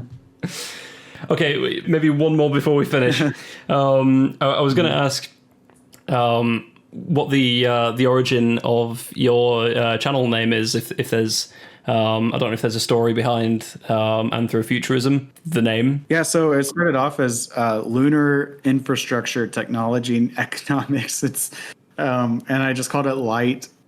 Like Miller Lite or something many years ago. And then I started doing videos not supermoon related. I kind of bounced around. I wasn't doing it serious. I was just making videos for fun. And then I started doing more videos on like human origins and like neurochemistry. And that's what I studied during my anthropology undergrad. And it started making videos on that. They would always end up, I'd talk about human past and then like where this could go in the future. And so I kind of put together anthropos, like human, and futurism. But then I returned to making videos about the moon, and I've always returned to the moon because it's the next logical step. Yeah, well, it's just, if, like I always say, I'm interested in problem solving, and if this problem was solved, then I wouldn't be interested in the moon. You know, whatever's next. But it's so yeah. Anthrofuturism, and it's kind of a rage also against the AI stuff in some way. Yeah, because even like the economy and stuff is still, it's like we're almost going to be the center of it just because of our arbitrariness. Like we still, like, you know, even if AI ends up automating everything, we're still going to have like money to spend on humans and stuff. Like there's still these like very basic and very arbitrary things that, like, humans are still going to be the center of at least our human world, if that makes sense. So yeah. Yeah, cool. That's a lot more well thought out than mine is. Mine is literally well, hypothetically, mine is my name because my actual name's Alex. So Alexander, Xander, Xandros, whatever. It's just like the slightly, but it's. I originally started using Xandros as like, I guess, like character names in video games and shit. Like I'm pretty sure my Elden Ring character is called Xandros. And I was just like, I need to make a brand. I don't really know what to call it, so fuck it, Xandros, that'll do. Because it was non-specific enough that I could just kind of, like, you know, tailor it over time. And yeah, that's it. So it's not really, it's not that well thought out. Yours has got a more interesting backstory than mine. Well, you know, like Vsauce, the origins of his channel name was just a random name generator, and that's how it came out of Vsauce. Yeah, so. I guess it could always be worse, right? Yeah, I guess like the arbitrary names. Yeah, maybe it's better. Maybe not having this long story. It makes it, like, having a casual name is more fun in a lot of ways. It means I could pivot to, like, I don't know, pottery making or something. I could just do something completely unrelated at any moment, and I'd be like, well, it's fine. Actually, kind of a funny anecdote on like usernames, and you said Elden Ring name. So I, you know, you played Skyrim, I assume? Yeah. You know Talos Stormcrown? Yeah. So I was playing Skyrim around that time whenever, like, I don't know, just on a whole bunch of different websites and accounts and video games, I would just set my name as Talos Stormcrown because I literally couldn't think of anything else. Yeah. I like Skyrim a lot.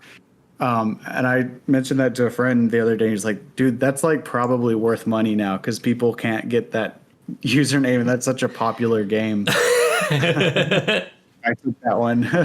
I don't know, probably not, but it was just kind of funny to think that we're at this point in time where I guess you and I, our generation, had like first dibs on all the names. Yeah, I mean, even my actual email has like a couple of numbers in it, like not my channel related one, but like the one I've had for like, I don't even know when I made it. I was probably like 14 or whatever, but just even then I couldn't get the username that I wanted. So yeah, I dread to think how many numbers people are going to have at the end of their usernames at this point. Right? Yeah, we'll have to have a purge in like 30 years, just like restart and have a free for all. yeah, I think that's a good idea. Yeah, just murder each other over who gets to be called fucking Stormcrown. Yeah, tell us Stormcrown. Oh man, cool. Yeah. Anyway, I guess we'll call it there. Do you want to do a little plug for your channel at the end? Be cool to just sort of tell people where to find you and all that kind of stuff. Yeah, my channel's Anthrofuturism. You can find it on YouTube, and that's all. Cool. Nice and easy. Cool. Yeah. Well, good talk. Thanks for having me, and this was a very enjoyable. Yeah, this was sick. We should do this more. Yeah, thanks for coming on, man. Cool, I hope you guys enjoyed that. And once again, huge thanks to Ian from Anthrofuturism for coming on the channel. It was awesome to speak with you, man. It was great fun. As always, I want to give a big shout out to my elite level channel members. Thunderbolt22A10, who works for ULA as a sniper. Nomad Greg, who constructed the pyramids, and if we keep testing his patience, he's going to start deconstructing them. Yannick Spathe, who will destroy us all once the device is completed. Andrew Maul, who's named after what he did to your mother last night. And John Bejarano, who is actually 3 little people wearing a trench coat. Thanks as always to all my other channel members too. I'll catch you in the next one. Over and out.